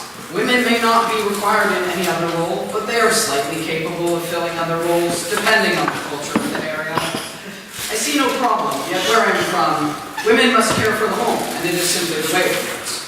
Aristotle, Alexander, you're both wrong. As the first queen of England, I can say that women are fully capable of running a country and worth much more than just producers of offspring. What exactly did you do anyways, Aristotle? Definitely didn't run a country, did you? I was able to have a child and be a powerful ruler at the same time. I dislike the way you look down on this woman. You have done nothing to you men. At least I haven't. Not too sure about Joan or Mary. But I have nothing against men. Then you come to this feast and tell us that our only job is to produce offspring? Aristotle, although you are a pagan, your studies on every subject includes my thinking and that of many others suggest a Holy Thomas Aquinas. But you must see that here, you are mistaken. You yourself have written that, like a beloved, the unmoving mover draws us from our potential to our actual selves. Nothing about that says women cannot be the inspiration. Romantic, courtly love crap! Perhaps, Aristotle, but women are beautiful and should be treated like human beings. Many elegant paintings depicted the female figure. In addition, did you ever consider that perhaps the only reason that you were content without a wife was because you were too insufferable to be around? Women are capable of high intellect. One of my closest friends was a noblewoman, Vittoria Colonna. I exchanged many letters with her, and she was a mentor to me in my later years. In short, women have much more to offer than just motherhood. Rethink your ideas. Michelangelo, Leonardo, you do have to at least admit that women are physically superior to men. Inferior? I was ignorant. Inferior? I was a 19-year-old and a 1.5-meter tall farm girl whose only prior experience and training pertained to riding horses, was unprepared for the sheer weight of the armor, let alone how to move efficiently while wearing it. The royal armors had never designed a suit for female use and so had to use the design for a man's, and yet I still surpassed the men around me in skill and grace. So please, tell us again of the inherent inferiority present in women. Joan, be quiet. I was talking to Michelangelo and Leonardo. Aristotle, you're insane! Joe, when some fool explodes, rage in your breast, hold back your yapping tongue! Women, although different from men, are worthy of respect and admiration. More than that, if God wills it, then women should have power. When I was queen, I was able to silence many fears. I ruled with authority and majesty. Mary Tumor, you couldn't even have children. Your only useful purpose. You had a tumor instead of a child. Did you care for the tumor so it were a baby? You broken, worthless woman! Woman could not be further from being the backbone of society. If anything, women are a burden on this world. I agree that the main role for women in a society is mainly to be there for a man, but I was able to overcome that role and become a great ruler without the help of any man. Yes, queens are just as capable as kings. Yes, I agree. If a woman is more wise and more capable than a man, then she should be the one to rule. In my society, a woman's place was behind her husband. He may be fretful under constraint, ever unwilling, but mark me, it is a woman's mission to make him tame, not surpass him. Plato, you and these others propose an interesting idea. Women as rulers. I have met few, mostly in smaller positions of power, such as satrapies. But I have no quarrel with that. My problem is in trusting a woman with a high position where she may destroy the civilization she lives in. There may be some exceptions, and this did not happen, such as Hatshepsut. But I find it hard to believe that women are just as capable. Of course women are just as capable as men. Women can rule a country. Just look at how well they run houses. Yes, women run houses well, but if men weren't so busy, they would do it much better. Samuel, you understand that Greek culture is the height of human achievement, and the way Greek society functioned, women were below men in most departments of life. It was not uncommon for men to be with other men, making women entirely useless beyond bearing children. All cultures should be valued, not just Greek. There are some with better ideas of women. The only way that a society can work is if everybody is accepting of others' cultures and opinions. This includes war and conquering, because those who conquer other societies suffocate their culture while doing so. I understand the appreciation of culture, but if people whose culture you wish to preserve are also in a constant state of war with you, conquering is the only way. When I conquered Persia, I made sure the Persian identity was preserved and that the citizens of Persia weren't oppressed under my rule. Instead, I blended their culture with that of Greece and Macedonia. Conquering does not destroy culture, if done correctly. I applaud you on your open-mindedness to others. It can benefit one's soul. Thank you. I truly believe that if you have power over another culture, you ought to treasure it, not wipe it from existence. Public opinion and new perspectives are both going to benefit from this lack of restriction on belief. Alexander and Leonardo, I disagree. Some other religions and cultures are inferior and should not be tolerated. No, Mary. All cultures are important and should be valued. I agree with Mary. One of my greatest disappointments with Alexander was his horrible ideas about interbreeding Greeks and barbarians. The superior race ought to keep their bloodlines clean. A civilized, the most advanced, and least disgusting. I condemn the exchange of cultures. Every culture should aspire to be Greek. Unless you are biologically Greek, you will never achieve greatness. I agree. The Greeks are a vastly superior culture, especially its poetry. You know, poetry is one of the ways that people define themselves. Through its magic, people achieve greatness. One can manipulate reality through poetic description. It's a poet's job to assure the individual consciousness of the validity of its opinions and impulses. Poets hope their readers will continue to respond to their poems with the same enthusiasm they inspired when they were first written. Yes, Sappho! And I must say, I am very fond of your poetry. I have a deep appreciation for its lyrical nature and what it does for the human mind. Literature and the performance arts are excellent ways for the individual to purge himself of negative emotions. Poetry is more than that, Sappho. While literature is personal and private and should be expressed by the individual as such, it's not just about writing for yourself. That's selfish. It's a way to devote yourself to God, to blend the historical past with religious and philosophical ideas to create beautiful works. I think you misinterpret what I mean. Literature is the best way to convey a message. The ability to speak is a gift that allows us to share our experiences and to make life easier for future generations. It is from our personal experiences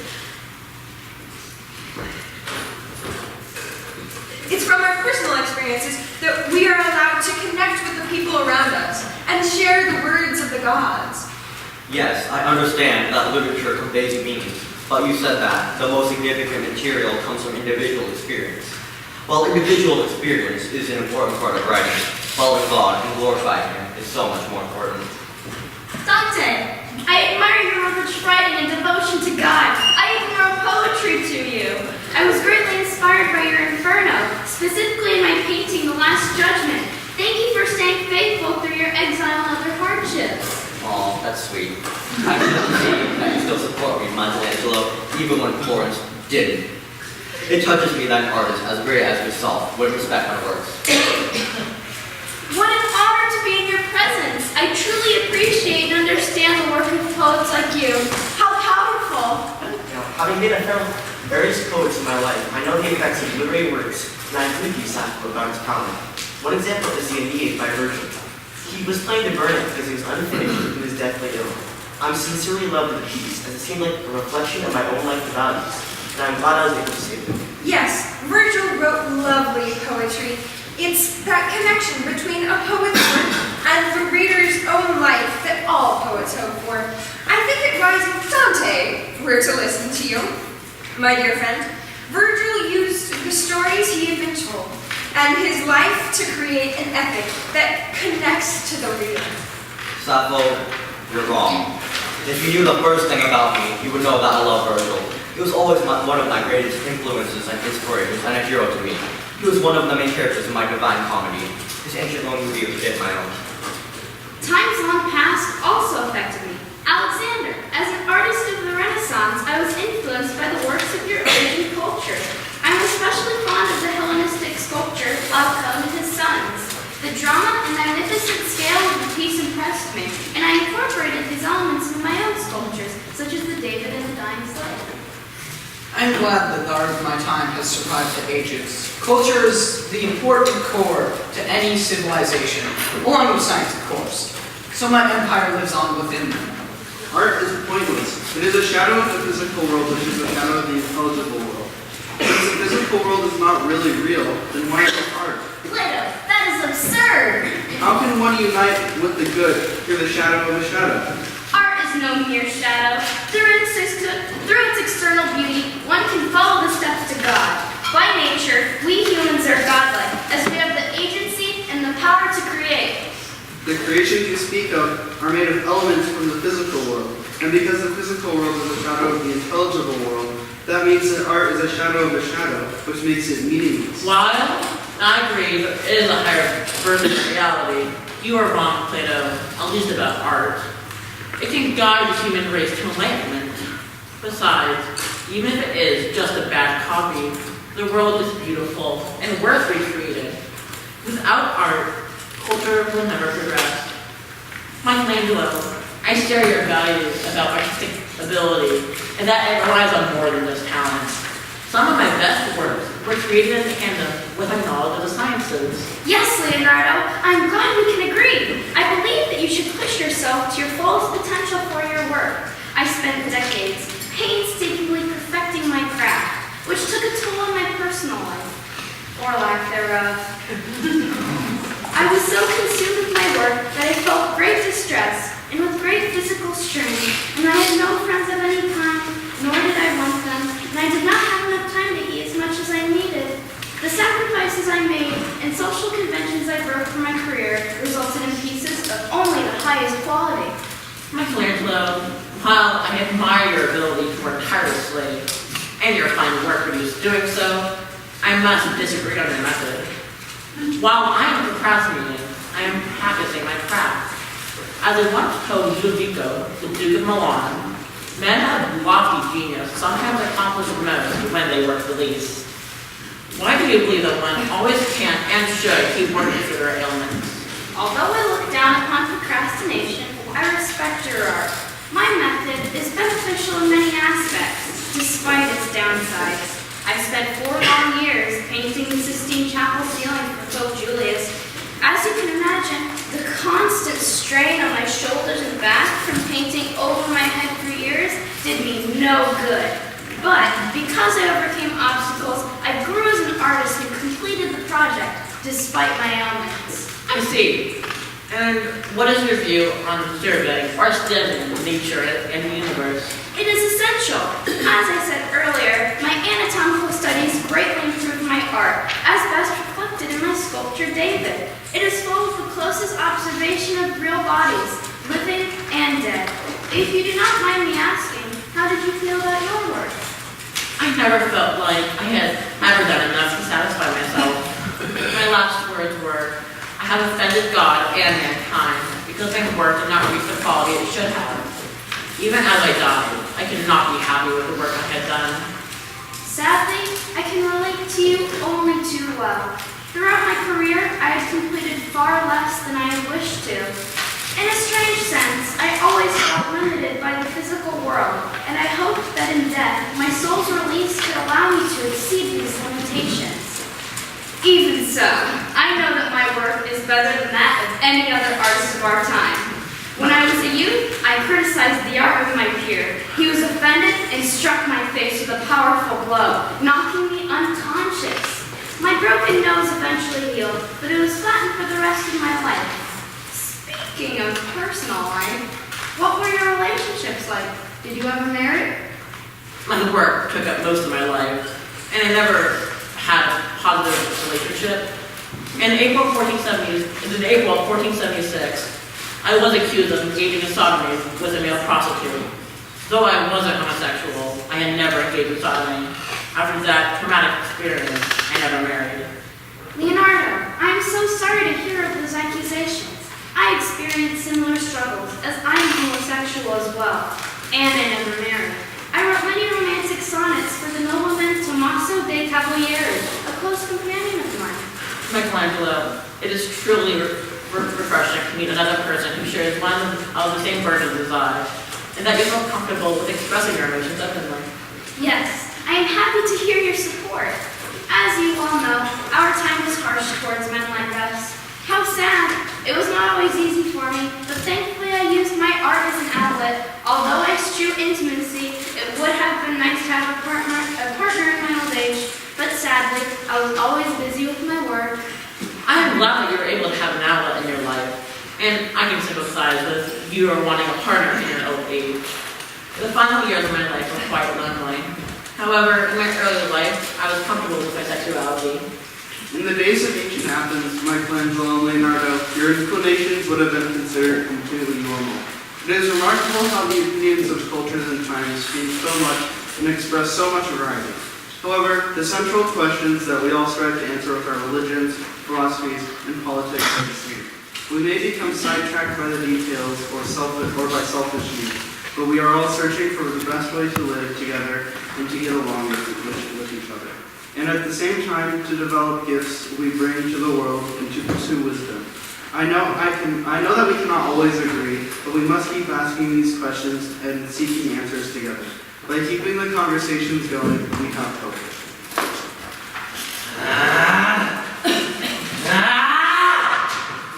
You're all pretentious. You're all just full of yourself. You think because people remember you, that means you're special? I'm gonna show them who you are. You know what? Your career was carried by your parents. You're a nationalist. You sent your daughter into exile. Started on you glutton, power-hungry psycho, ruthless murderer. Pretentious. Pretentious. You're a tolerant Muslim. Taught us the civilians you slaughtered. And you know what? Because of you, I can't believe hell is full of scary boogeymen. Ignorant. You never even ruled an empire. Procrastinator. Con artist. Irresponsible ruler. Folks, I'm telling you, these are not the people you think they are. You're right, Matthew. Like all humans, we are all imperfect heroes of play feet. Some of us have committed terrible deeds. Some of us have created wonderful works or ideas. Some of us have done both. But we have had an impact that is worth studying. You can learn from our failures and mistakes and flaws as much as from our good ideas and successes. Like all great people, we cannot be put on pedestals, but we must be seen in our complexity. That should remind you that no one is above criticism, but also that no one is off the hook. No one is too imperfect or insignificant to get involved. The world needs each of you. How will you contribute? The world needs people to hold them up to their standards. These people weren't what we were told they are, but nobody ever is. We need to be a part of the change that we want. You know, it's just, yes, you're right, but yeah, you're right. On that note, folks, we'll be taking questions.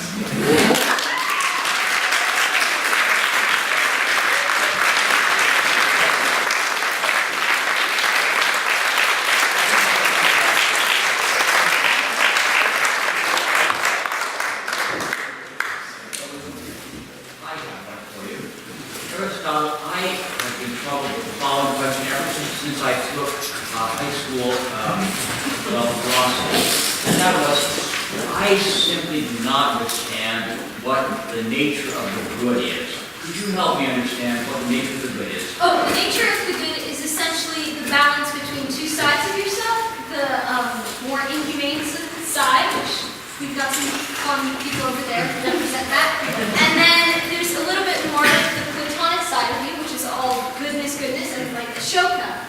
It's finding the balance between those two and acting out of courage rather than out of fear or out of pure stupidity.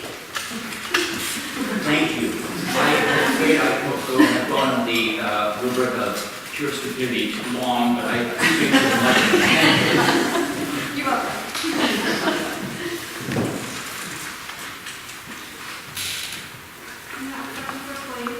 Yeah. So do you think there's evil in your life? No. People only do wrong things because they are ignorant of what the right thing really is. One would never choose the lesser over the better.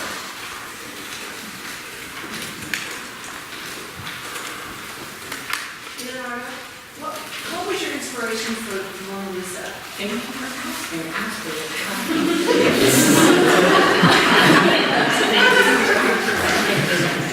So, I began to work on the Mona Lisa in 1503, shortly after returning to Florence.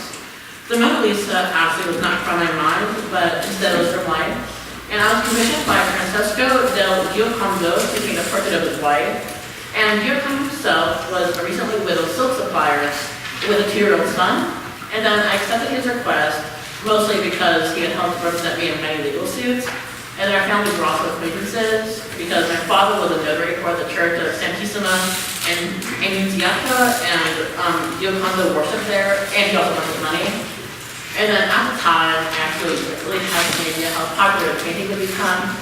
And then the way I began it was I began painting on the block of wood, and it was like a thin grain plank cut from the center of a trunk of poplar, and it was larger than the usual household portrait. And then after that, I applied a thick primer coat of lead white rather than a more typical mix of gesso, chalk, and white pigment.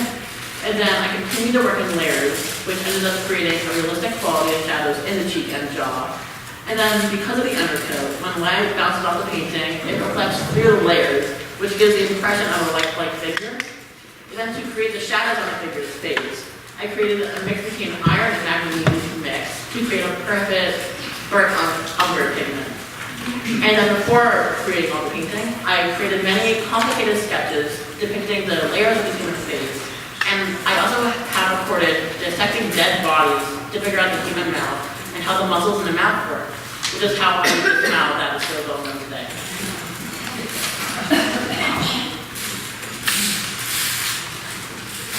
Julie. Michelangelo, in what ways were your works controversial? Yes. My views on politics, philosophy, religion, and more can be found in motifs I include in my work. Despite my deep ties to religion, some of my art stirred controversy in the church for freely featuring nude holy figures, which was highly inflammatory at the time. I included controversial topics in my thesis as well, and at times faced consequences for my choices. An example of this is in my sculpture of Bacchus for Cardinal Riario. Ultimately, the work was rejected, but later purchased by Jacopo Ralli. Bacchus was rejected by Cardinal Riario because it portrayed a pagan god instead of a classical Christian figure. In addition, the sculpture of the god lacks muscles and has a soft-looking body, appearing nearly androgynous. The posture of Bacchus makes him look drunk. His right leg broke the standard of sculpted god. It appears Bacchus is moving rather than frozen in God's legs. Just so you know, the dessert's coming through while you take questions. William, do you have any siblings, or what did they do in your grade?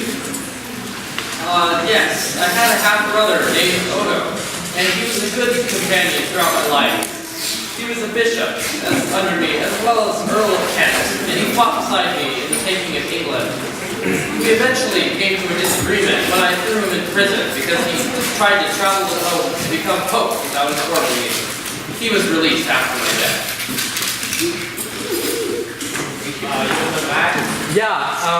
So although I told Baldwin that I wouldn't ask a group question to anybody who's interested in asking, or in answering, I will ask one question that is a group question. And that is, although I doubt that any of you are interested in doubting your religious beliefs, have you ever considered in your lives neither believing or disbelieving in a God, but rather accepting the unknown that is life? Have any of you ever considered that in your lives at one point, or have you always been certain about your beliefs? Blasphemy. Okay, of course. How dare you propose such a dreadful thing? Yeah, you can't be vulnerable. No vulnerability.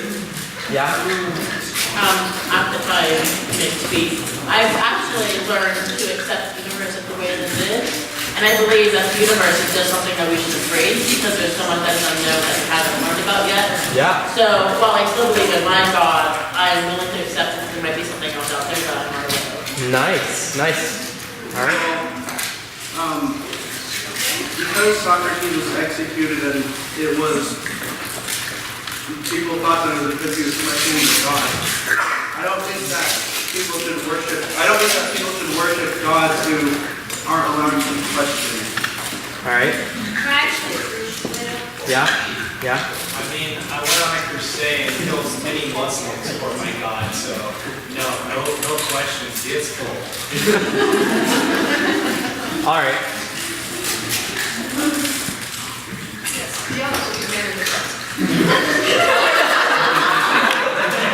I also have really fun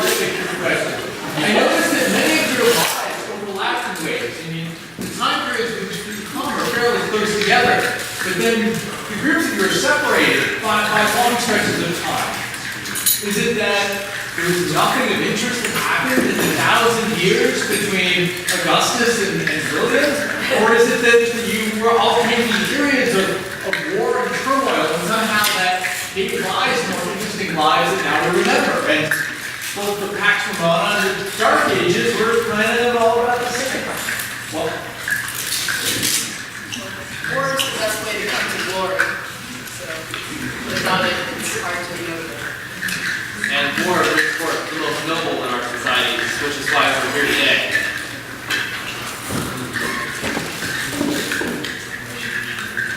Maybe it's simply that in our times we were the greatest, and all others simply do not compare. The people who are here were just picked at right you all the way in the back.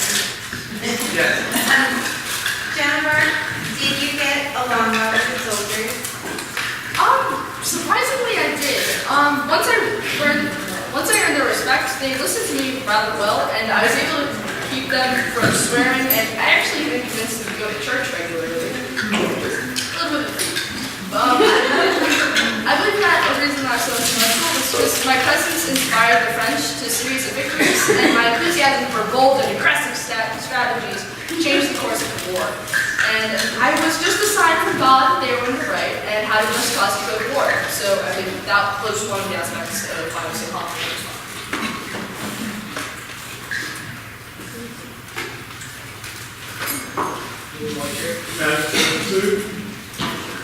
So if you'd known that the nephew was going to try and erase your existence after you died, would you change the view?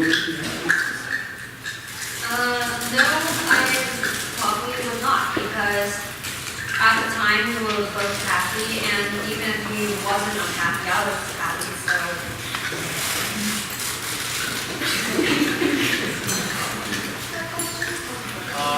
The little girl in the back with the pink dress, do you have a question? Is there anything that you think you should have done that you didn't accomplish? I think that I should have. I wish that I had been there to rule my kingdom for a longer period of time. I don't think that I was there long enough to secure my rule. And as a result, I think that the First Crusade sort of fell into disarray after I had passed. So I guess maybe not have been so reckless.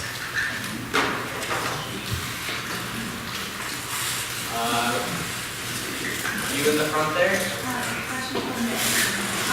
Do you think it was fair to have a brother because of the person unlike his girl? No. It was not fair to say that my brother Edward was first in line for the throne. It was God's will to have me as the ruler. The Catholic Church saw Edward as illegitimate and me as the lawful heir. Edward was raised Protestant and his councilman forbade these girls who were being called together. I refused to listen to Edward's court orders against Catholicism because I knew that I deserved my title. With the pink glasses? Ashoka, I find your story to be the most compelling of the modern day. I'm wondering if you know if you left any enduring legacy. I'm sorry, could you repeat the last part? Do you know if you left any enduring legacy? Well, unfortunately, my empire did, after my death, crumble fairly quickly. Though a lot of influence, I do feel still held some influence. With like I said earlier, Gandhi used a lot of similar methods that I did, as well as just Buddhism itself being incredibly big nowadays as well. Though it did almost disappear when after my reign was over. It might not have otherwise.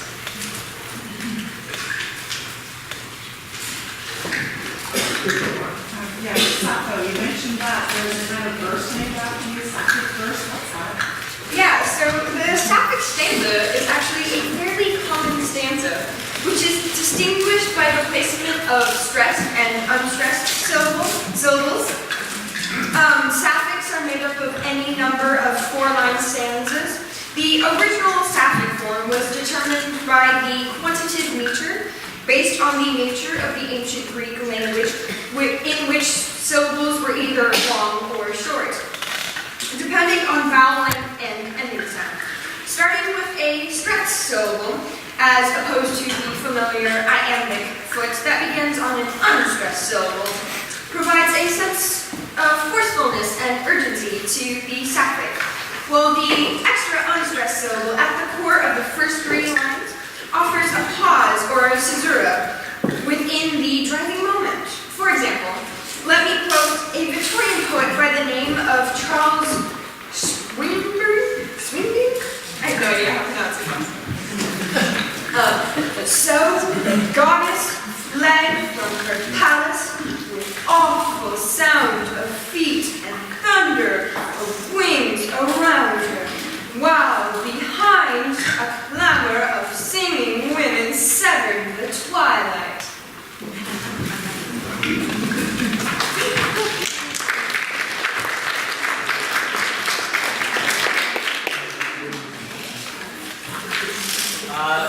Little girl in the back.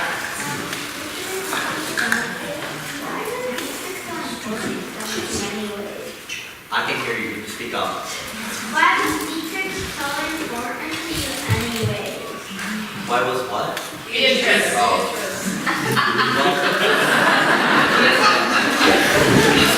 Story time. So, Beatrix is important for a couple of different reasons. First off, I grew up with the troubadours, they obviously aren't around today, but as a middle class person, becoming in order to rise to the upper class, one of the fastest ways was to be a troubadour. And to do that, you need to have a muse. And when I first met Beatrice, she appeared dressed in the color of nobility. At that instant, I can truthfully say that my animal spirit in the deep chamber of my heart began to tremble, and I knew that she could be my muse. So she was important that way. She let me, like I said earlier, she let me go up to higher levels of reality and get me closer to God. And similar to the way Aristotle's unmoved mover has one fulfilled. Woman with the red hair. Yes, I have a question for Sokka and William I. Both of you found or amended your religion later in life after you had conquered or overcome this territory. Do you think you could have achieved the same leadership had you had that religious awakening sooner? Yeah, I mean, if I did have my religious awakening sooner, I wouldn't have done so many things that I regret now. I really regret a lot of what I do, and if I could have had that awakening sooner, that would have been fantastic. Though, to answer your question more specifically, I do feel like I would have gone fairly similarly if I had the awakening sooner, as it's the methods themselves that are effective. As I feel it's the methods themselves that are effective, rather than like the circumstance. I would not say that my view on religion changed at all during my life. Throughout my life, I was a very devout Christian, and it never really changed. From early to late life, I was always very dedicated to my religion. Thank you. Any questions?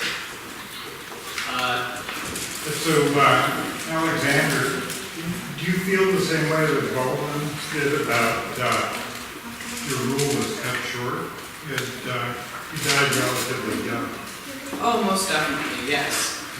I died unexpectedly and without an heir old enough to inherit, and my empire fell into ruins after that.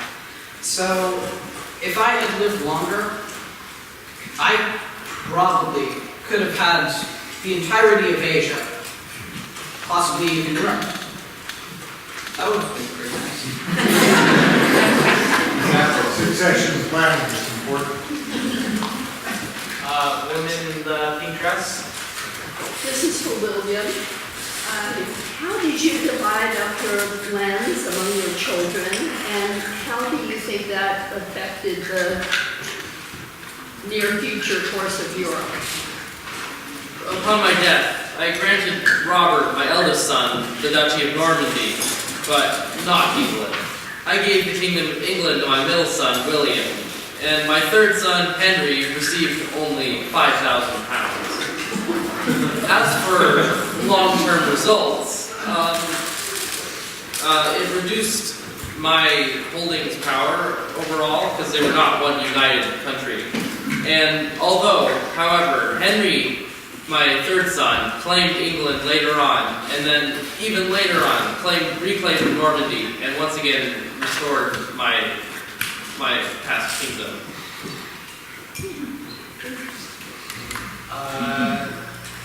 The person with the orange shirt.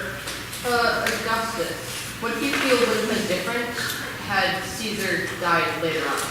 Well, there's a lot. I mean, the reason why I was able to gain the close to the top was thanks to his finishing. Man in the back. Yeah, so again, a question for everybody. I gotta do it to you. And don't be fooled by this question. Who out of all of you is the most humble? We know who isn't humble. So everybody but Joan of Arc? I guess? Probably Leonardo or Michelangelo. Maybe. That's very humble of you to pass that on.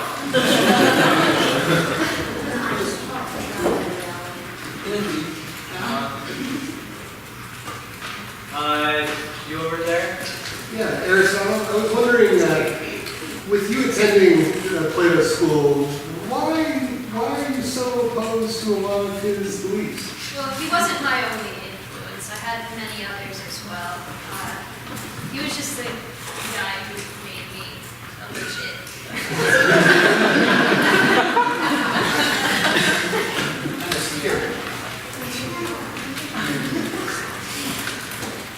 You over there?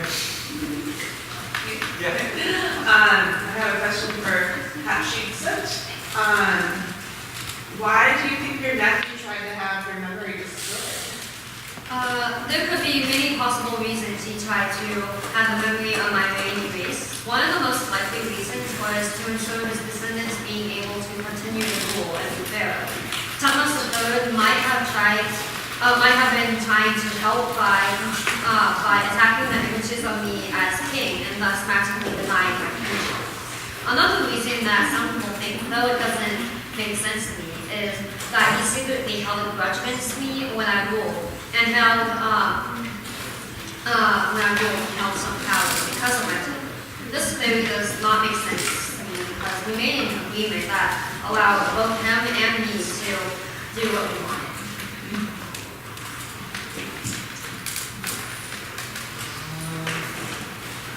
Over there in the back. So exactly. All these guys, many of these people are from very battle-heavy periods. But you spoke of love. But what was Greece actually like at the time you were speaking of love? Was it peaceful or was it war? Well, the 16th century was a prosperous time, although for women, granted, it was a rough time. Trade throughout Greece was prospering. The island of Lesbos, where I lived for most of my life, was starting to become not only a prosperous trade port, but also a flourishing home for what would be many famous poets. There was an abundance of great pottery ware, and many people of the time worshipped cabally. Generally, it was pretty nice.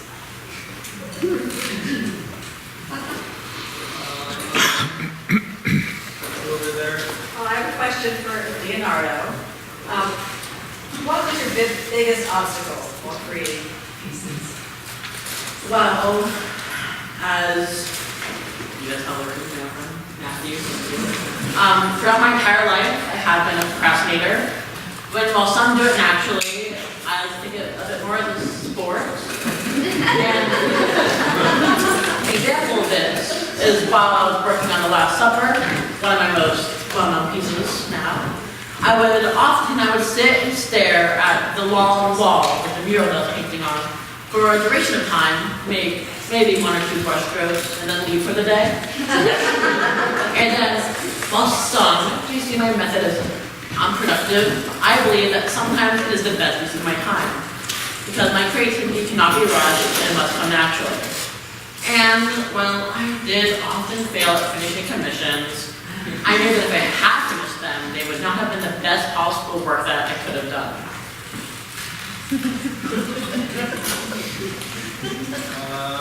You in the front?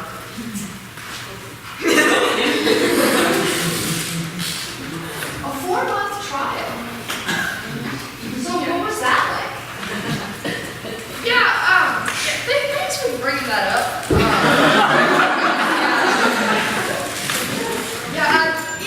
My trial was horrible. Thank you for asking. There's a whole bunch of indiscrepancies, and it was so messed up. But I don't know. Because my case was a religious one, I should have been held in a church guarded by nuns, but instead I was kept in an 80-foot tall tower surrounded by male guards for 4 months. I did enjoy keeping the answers that they wanted from them and was able to structure them a little bit.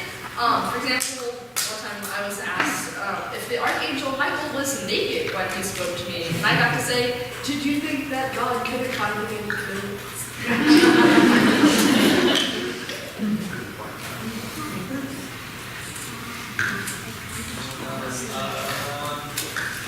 You in the orange shirt? Alexander and Gilbert. Which dude win in the fight? Oh, obviously me. Oh, come now. We all know it was me.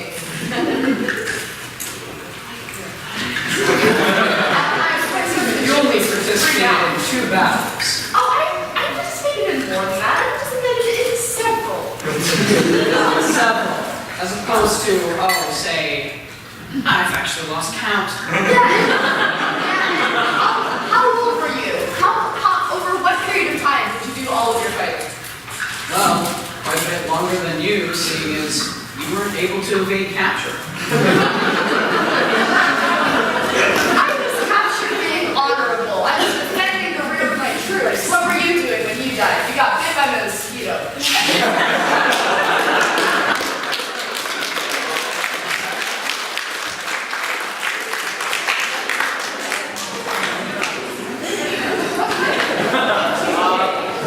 Alright, well, I think we're gonna have to cut it there, but before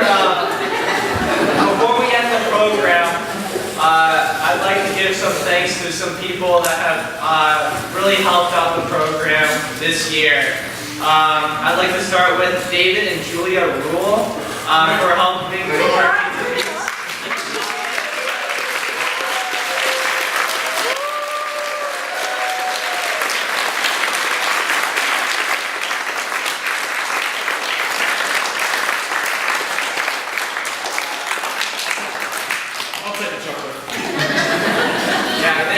the delicious meal. It was really good. It's our pleasure.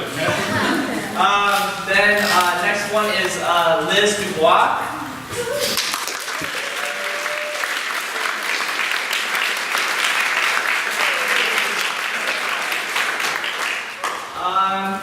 Next is Jesslyn Lynn.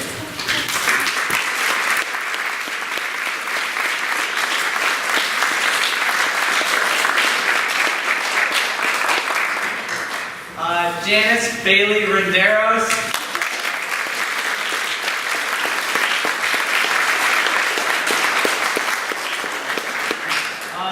And of course, thanks to all the people who weren't named that worked hard on this piece. You know who you are.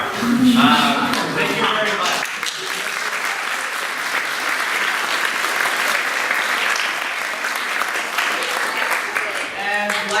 course, not least, we have Leslie Howells for creating a wonderful program and helping organize with others. Thanks so much.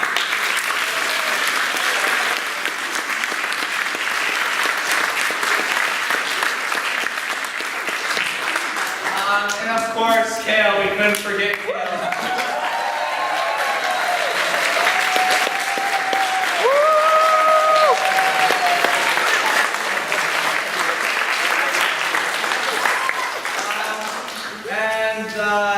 Of course, to all the parents that came, all the audience who took time out of their days to attend our program, we're very grateful. Thank you for getting us costumes, things like that. Thank you guys very much.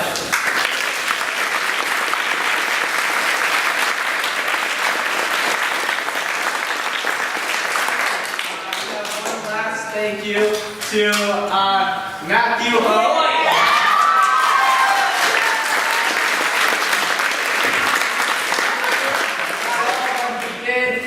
He did a lot of hard work, and he did not have to at all. Thank you.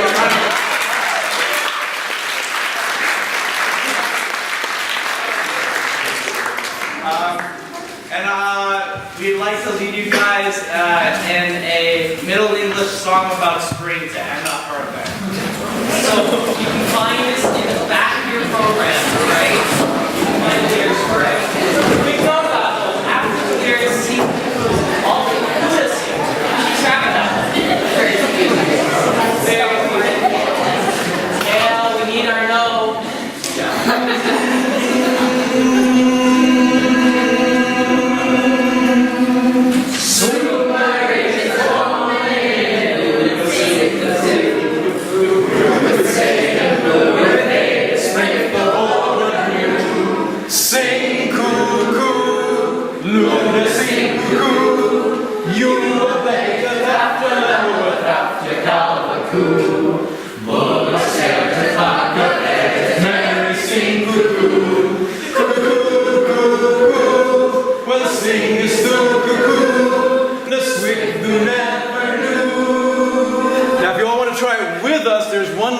Missing after the first sing cuckoo, it's Luda sing cuckoo, loudly sing cuckoo.